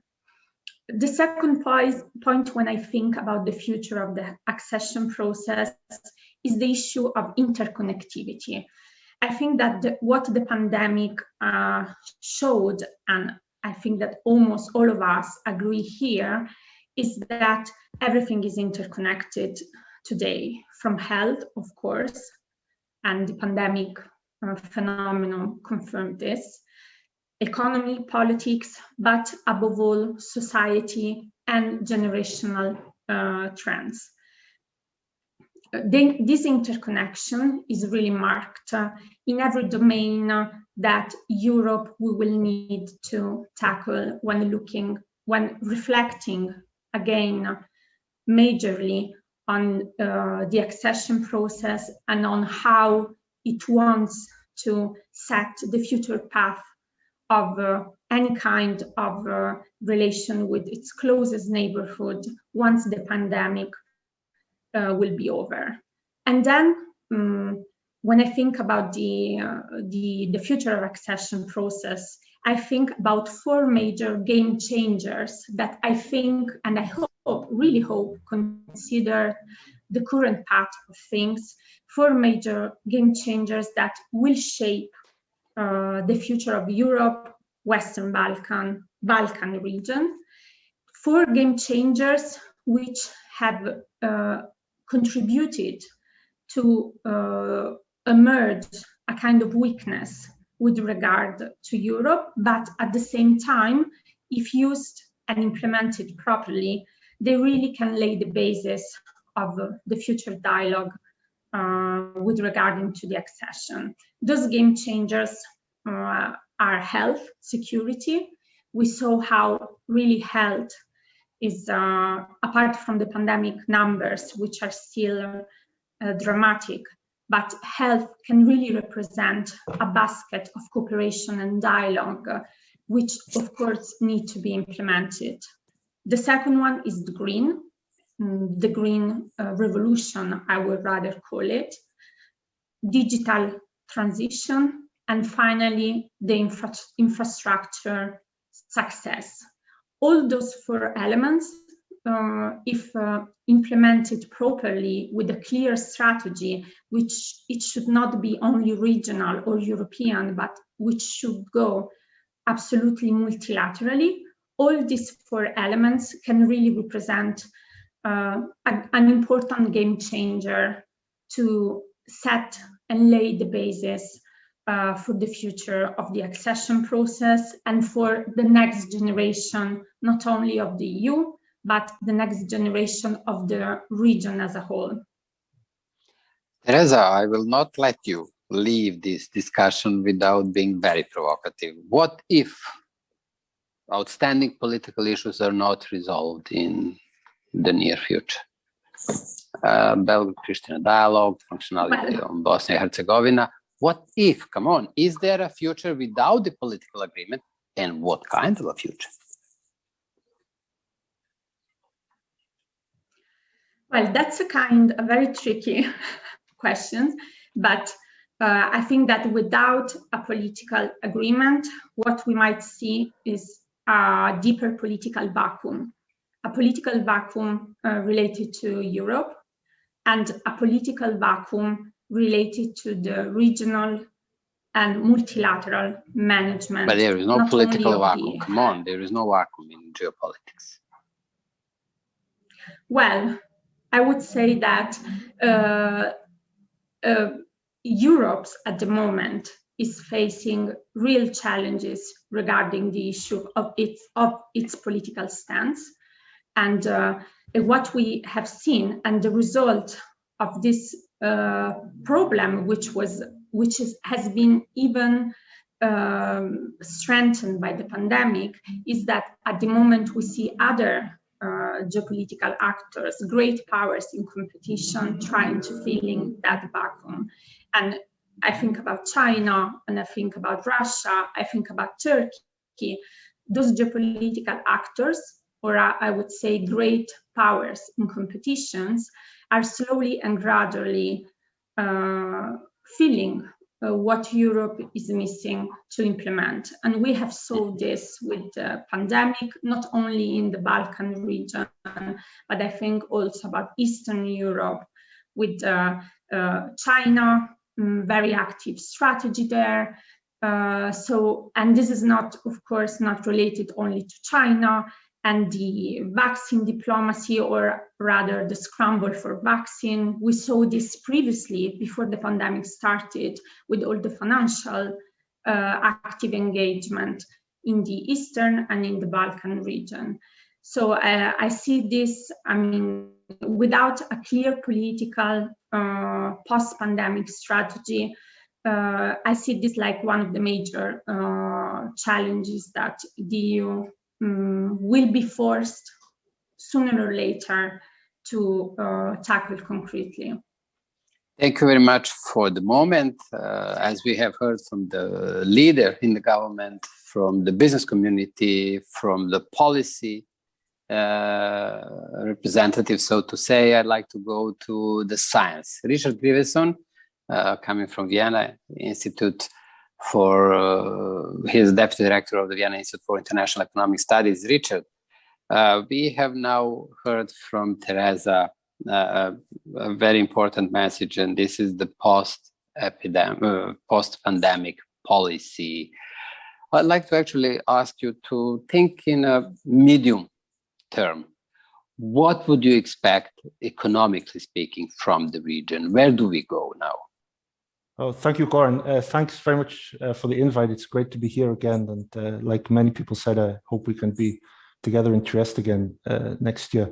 I think, you know, the main story of this pandemic is it's very difficult to characterize for the Western Balkans. It's been an extremely uneven economic outcome so far. I mean, we already heard, we saw it with the representatives from Serbia and Montenegro. We have here in the whole of Eastern Europe, the most badly affected and the least badly affected countries. Montenegro was the worst performer in the whole region last year because of tourism, obviously. Serbia was the best performer. And we also see across industries, across social groups, age groups, gender, very differentiated impact in the region. So it's very hard to characterize this crisis for the Western Balkans as a whole. And I think that will apply to the recovery as well. I mean, we're going to see a very different recovery in different countries. Serbia will regain its pre-pandemic GDP this year. For others, Montenegro, for example, it's going to take much longer. So I think the big story is really a very differentiated one. I think as we come out of the pandemic, there is one thing that I think is very important is the structural changes it will bring, and to say that they won't all be negative. I don't think by any means that all of the medium-term impact of this pandemic in economic sense is going to be negative. And I think one thing that we really, that at our institute we're thinking about a lot, is whether it gives the region an opportunity to catch up in a way and to attract new investment, new types of investment from outside, better quality investment, more sustainable investment, investment that will produce spillovers to the local economy in a way that hasn't happened so much in the past. And I think there are reasons to be hopeful about this. I think one, as already mentioned, is Western firms are definitely reevaluating their supply chains now. So the proximity factor is definitely more important than it was. And there's an opportunity in this nearshoring story, I think, for the region. The second thing is the digital boost. I mean, this is a game changer, as we see in this conference. It's a game changer for the digital economy, this crisis, this pandemic. And the defining feature of European economic geography for a very long time, going back hundreds of years really, has been proximity to the main areas of wealth in Northwestern Europe and in Germany. And obviously the Western Balkans has always been at a disadvantage in that sense, even compared to somewhere like Czech Republic or Slovakia or the better performing so-called new member states of the EU. And if we really have gone through a digital revolution here and we really can't work online from anywhere, this economic geography will change. And the disadvantage of being so far from Northwest Europe will not be there anymore, not the same way as in the past. And I think linked to that, there may be an opportunity to keep people and even attract people, younger, better educated people back to the region. And we actually see some evidence of that already. We have a study which shows actually a net immigration of younger educated people back to Serbia in recent times. So I think, I mean, there is reason, I think, to think that the economic model and the types of investment could change as a result of this pandemic also in a positive way. And I think the new EU investment plan can feed into that, and the common regional market, and trying to create the region as a single investment space, which is obviously much more attractive to an outside investor than just 6 small individual countries. I think that's all important.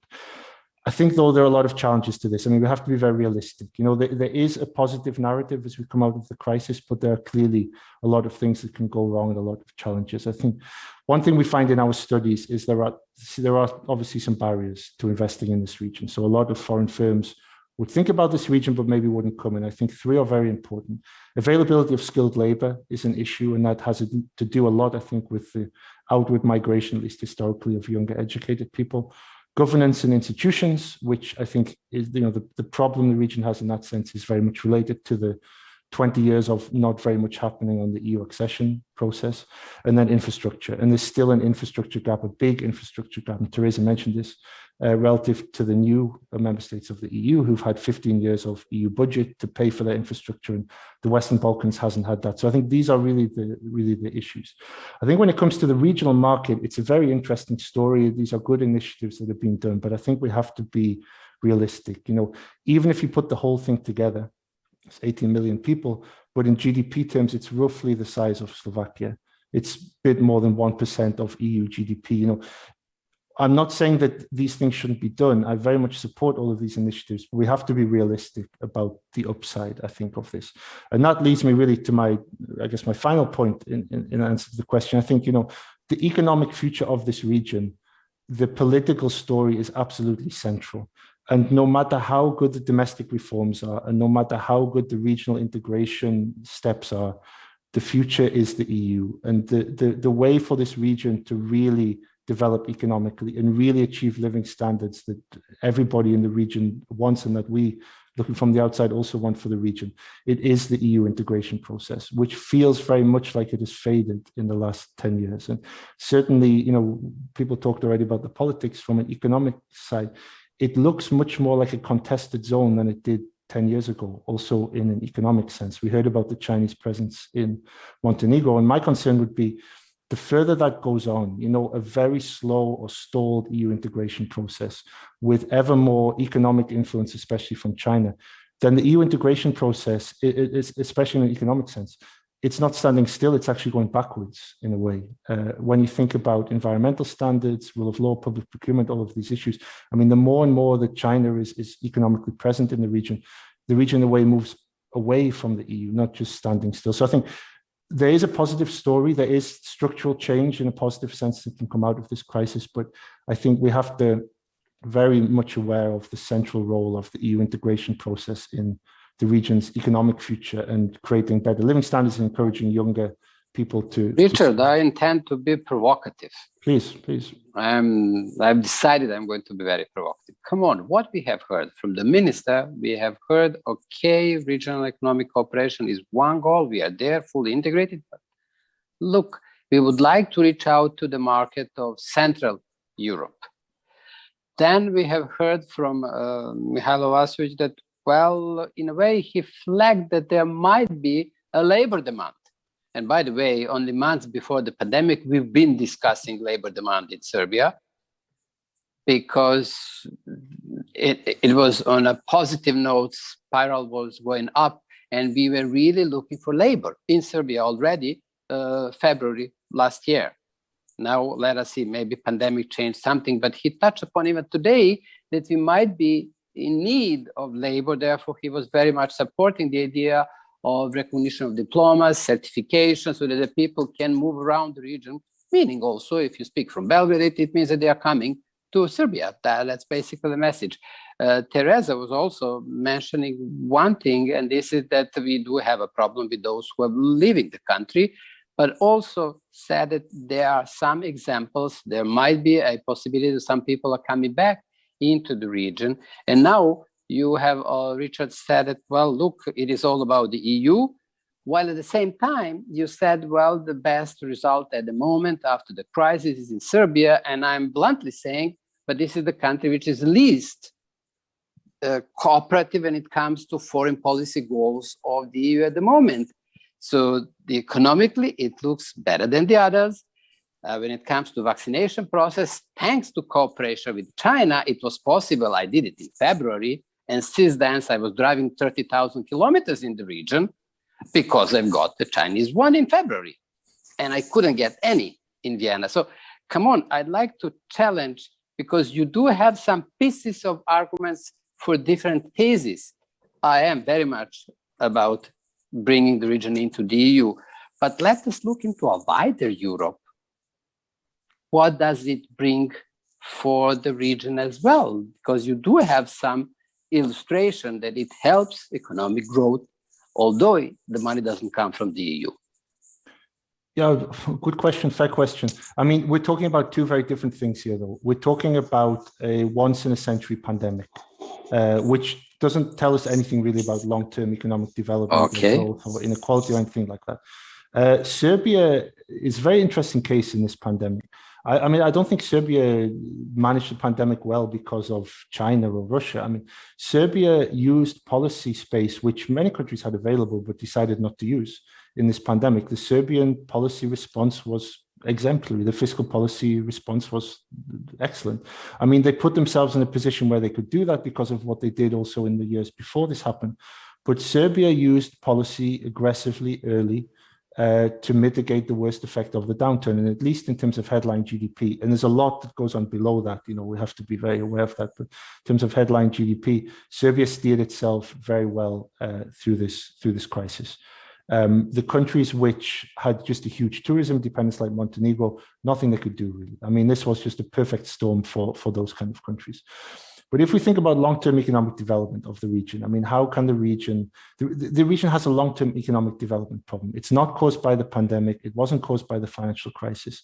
It goes back a couple of centuries at least. I mean, this distance from the wealth centers of Europe is kind of the key issue, and then compounded by what happened in the 90s and then the delayed accession process. I mean, the region has hugely lost out by not, you know, Hungary gets 5% of GDP every year from the EU budget.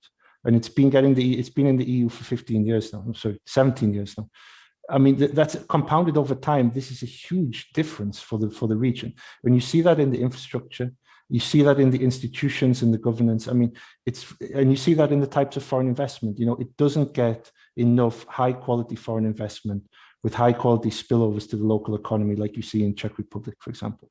I mean, it's way behind on this. It's really lost a lot of time on this. And I think, I'm not saying it's a perfect economic model. Many people argue that it's not. But if you look at the options on the table to say what is the best way to secure better living standards in this region in 10 years, and it's the case now, it is EU integration. I mean, that is the only game in town in the economic sense. Thank you very much, Richard. This is exactly what I wanted to hear from you, and I want it to be challenging because I have actually high hopes for Montenegro. I have discussed with Minister that this season might be a game changer because we have high hopes that there will be a good tourist season for Montenegro, and then the figures might 12 months from now look completely different and will prove this idea that sticking with the EU, working very closely with the European Commission brings results. Erika, I'd like to turn to you. You are not forgotten. You do have two hats today. One, because you're coming from the International Institute for Strategic Studies. Therefore, I may introduce you, as I did with Richard, someone who is bringing science to the table. But you do have another hat, and this is that you are part of this youth group today. You've been discussing at the very opening the survey regarding the position of the youth in the region. So please bring the two hats together. And I hope that this discussion was provocative enough for you to tell us, my life is where? Thank you very much, Goran. So it has been a pleasure today to chair the youth program and the Youth Forum on the Future of Eastern Europe this morning, together with the co-chair, Tobias Fromme from the EBRD.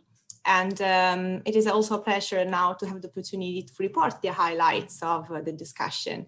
We had 5 speakers with different backgrounds and experiences who represent the next generation the financial communities for Eastern Europe. And we discussed about economic growth, European integration, the challenges and the opportunity for the future in the region. And it is also nice now to have the chance to make policymakers aware of what are the reflections and suggestions that were raised during the forum today.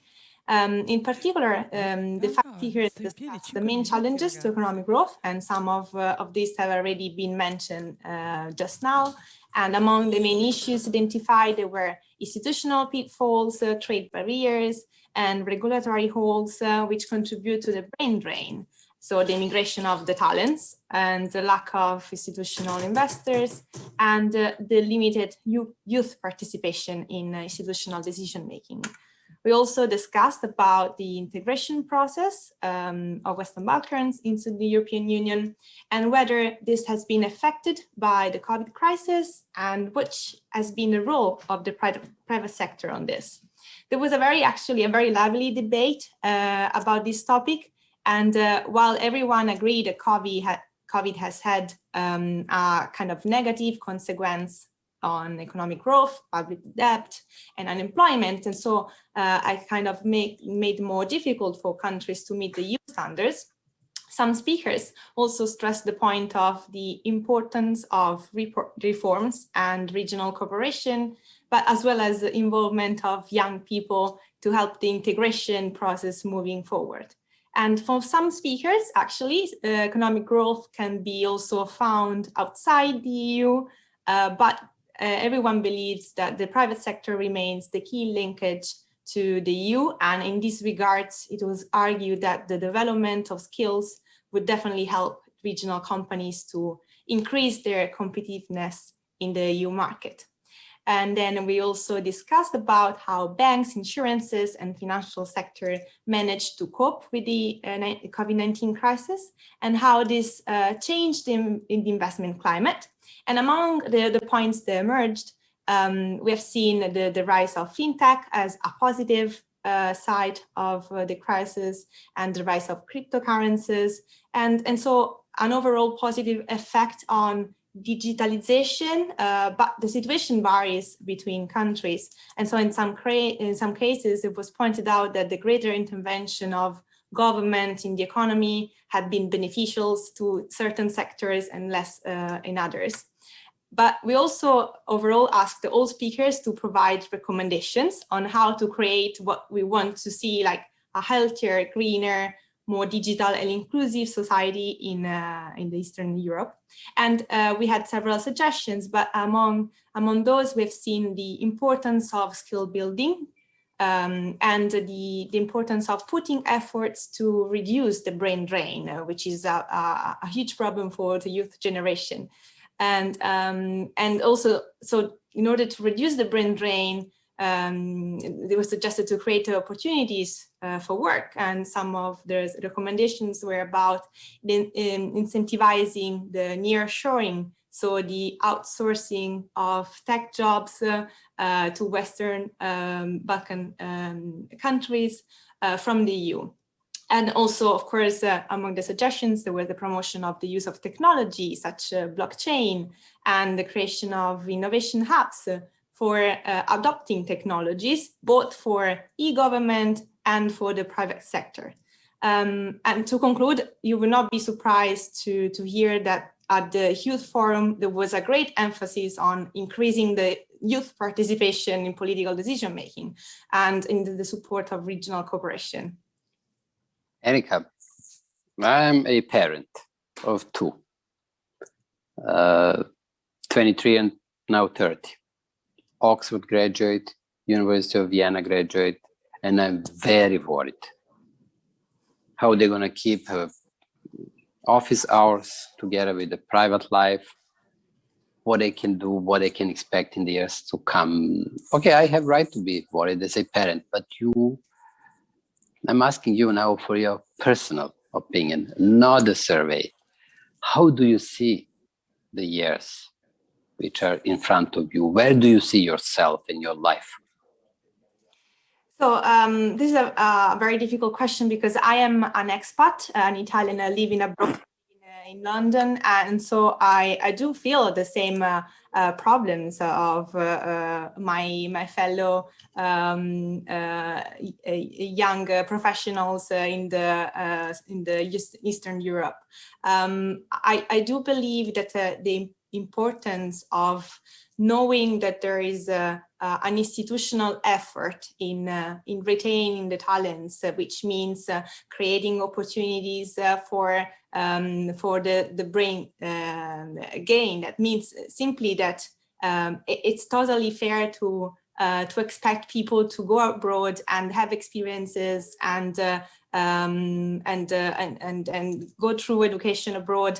But if the institutions will not put effort in trying to have these people coming back to the countries, that of course it's a waste in terms of talents. And in my case, there are some policies that Italy implemented to try to have some expats coming back to the country. This involves tax reduction for employment for people coming from abroad, but of course it depends on the job market, the opportunities that arise. But I think that the institutional effort is something that it's really important. And being an Italian citizen working abroad, also I do believe that in the future I want to contribute to my country. So I think that's the importance of keeping the linkage with the expats and creating the network with the expats abroad. It is important also for the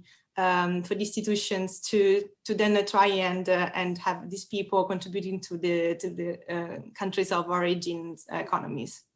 Thank you very much, Erika. I don't want to conclude without giving an opportunity to you, Minister, to somehow respond to what's been said. Just choose whatever you want to comment. We've discussed geopolitics, accession policy, the EU, but China, region, and the youth.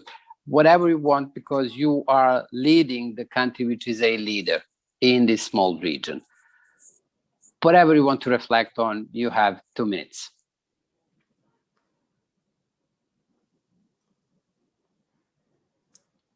We can't hear you. We can hear you. Sorry, I apologize for that. You can hear me well now? Yeah. Okay, great. So yeah, it was very interesting to hear different perspectives and various standpoints from the panelists, and it was really enjoyable to hear that. Yes, the European perspective is primarily regional perspective. You know, like when you integrate it into EU, it's not only integrated with France or Germany, but it's also integrated within that region. And when I say region, I consider Italy as well as the neighbor, because we have the sea border with Italy. And you know, I expect a bigger involvement of Italy in Balkans, especially in Montenegro, with now export links in energy, etc. But going back to the point, the regional integration is very important, but it's just important in the context of the bigger EU integration. As you mentioned, the global player can only be EU. Region with 18 million and 1% of the total GDP of EU is small, and it's like it cannot be enough competitive in the global terms. So we need to be part of the bigger EU supply chain. Also, very well summed up that, you know, the next 7 years the EU countries will have immense help, especially the eastern members of the EU will have immense help from the European Union. Having billions of dollars distributed through the mechanisms that EU provides, and the Western Balkans don't have these mechanisms at hand, and that will create a huge gap between the countries, just like Hungary or Croatia, Bulgaria, Romania on one hand, and the Western Balkan country on the other hand. And I think that will just increase divisions. It will increase the political tensions, increase the problems, rather than decreasing the problems. I'm not saying that we should be stopping the help for these countries. You know, if anything, you should increase. But as well as like keep in mind the Western Balkans and have them being part of that package, include them with pre-accession plans with these funds, because you're referring at cohesion funds, which goes to the EU member states, and it's hugely bigger than our pre-accession. Correct. So that's I think something that needs to be fixed and needs to be tackled. What do you expect from IFIs versus private investors? Especially because these are like primarily credits, etc. There's a little of the aid itself. The IFIs, you mentioned IFIs versus private investors? I mean, they both have different IRRs, different returns on investment that they require, etc. So it's a different ball game. But both are. Thank you very much. A big thank you to all of the panelists. And now, Federica, I'd like to turn the ball into your hands. I very much enjoyed talking to these fascinating leaders from the region and from Europe. So please, I'd like to hear your comments and you continue. Thank you. Thank you so much. Thank you to all the panelists of the last webinar. And thank you to the Minister for joining us for this chat. And now it's time, Franco, to conclude. Yes, Paolo, yes. We should have, okay. Ecco, we come back to Trieste. We start from Trieste, we come back to Trieste.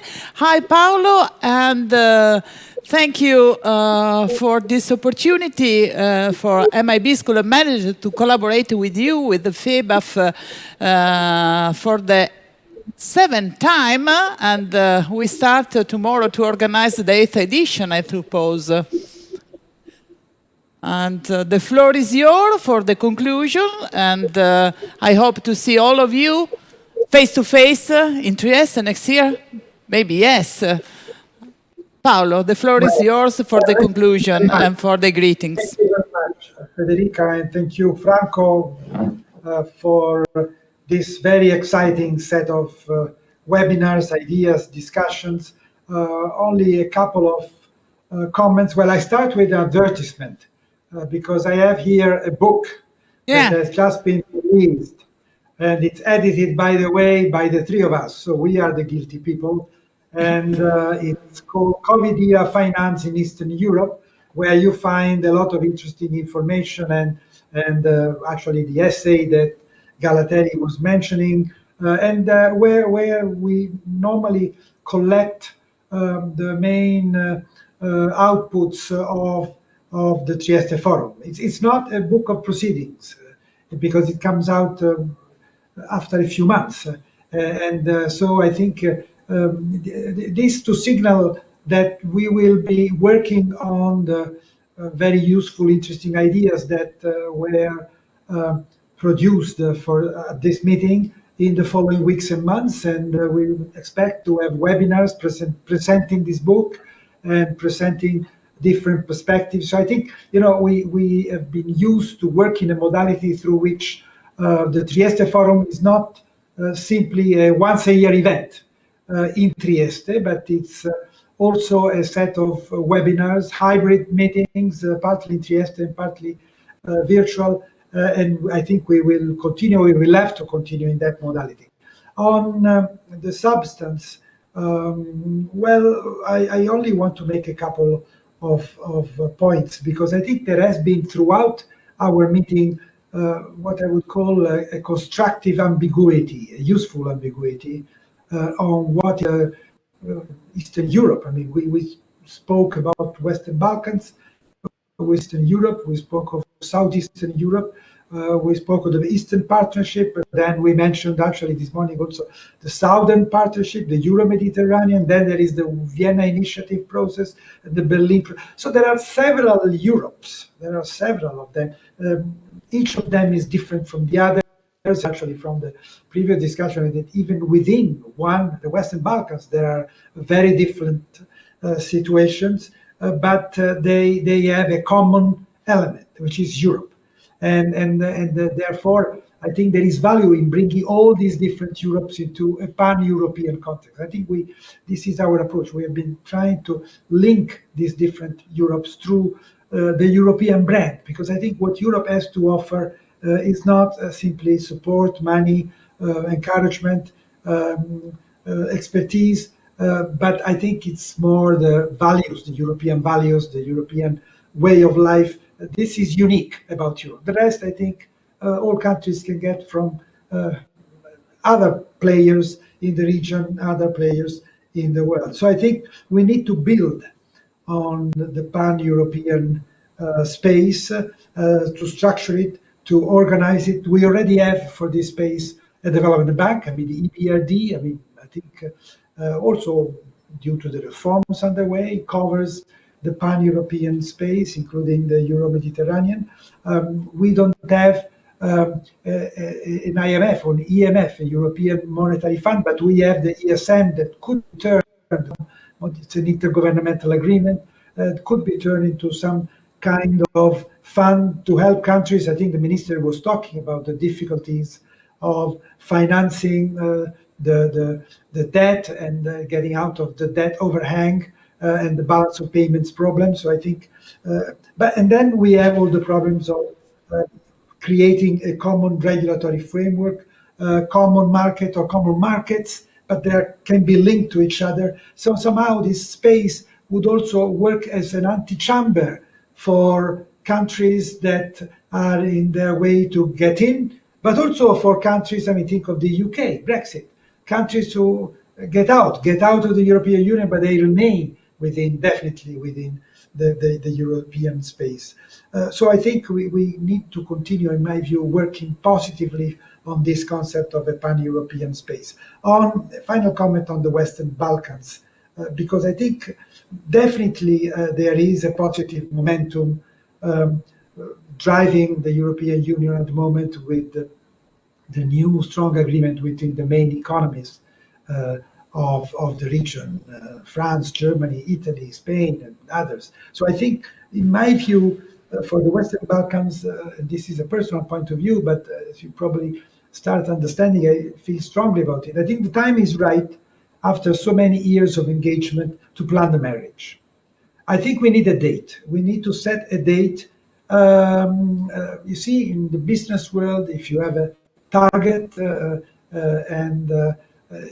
you cannot have it undated, because a target without a date is a dream, is a wish, but it's not a goal. And we need to make the question of the accession a goal. And so I think, the date has to be set realistically, pragmatically. So there should be no dilution of the criteria. There should not be an excuse for exemptions on standards. No, but a date. They should create some kind of political momentum and replicate what we have seen for the euro. Because, the minister said it very clearly. For many aspects, integration, so the regions, countries in the regions have been paying the cost for the euro, Montenegro for the euro, paying the cost of accession and not getting the benefits. And frankly, that's not fair. That's not what we in Europe experienced in the 50s. The Marshall Plan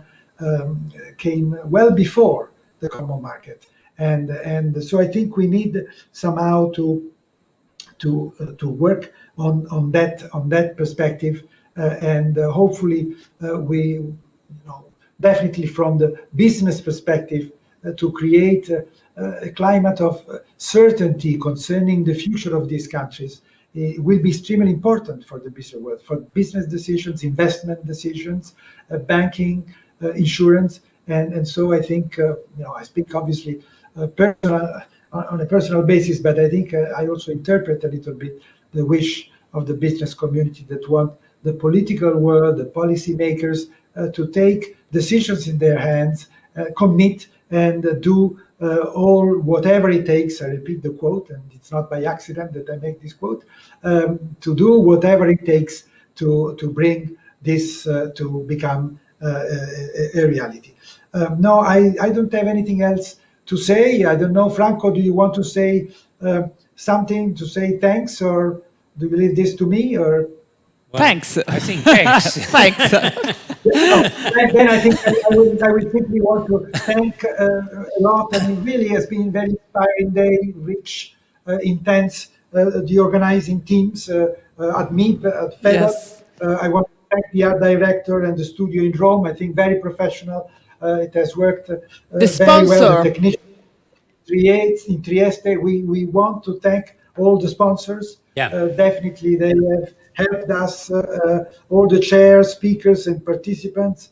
The only other thing I want to say is that stay with us, because, as I said, we will be organizing follow-up seminars, and then au revoir to Trieste, arrivederci a Trieste for next year.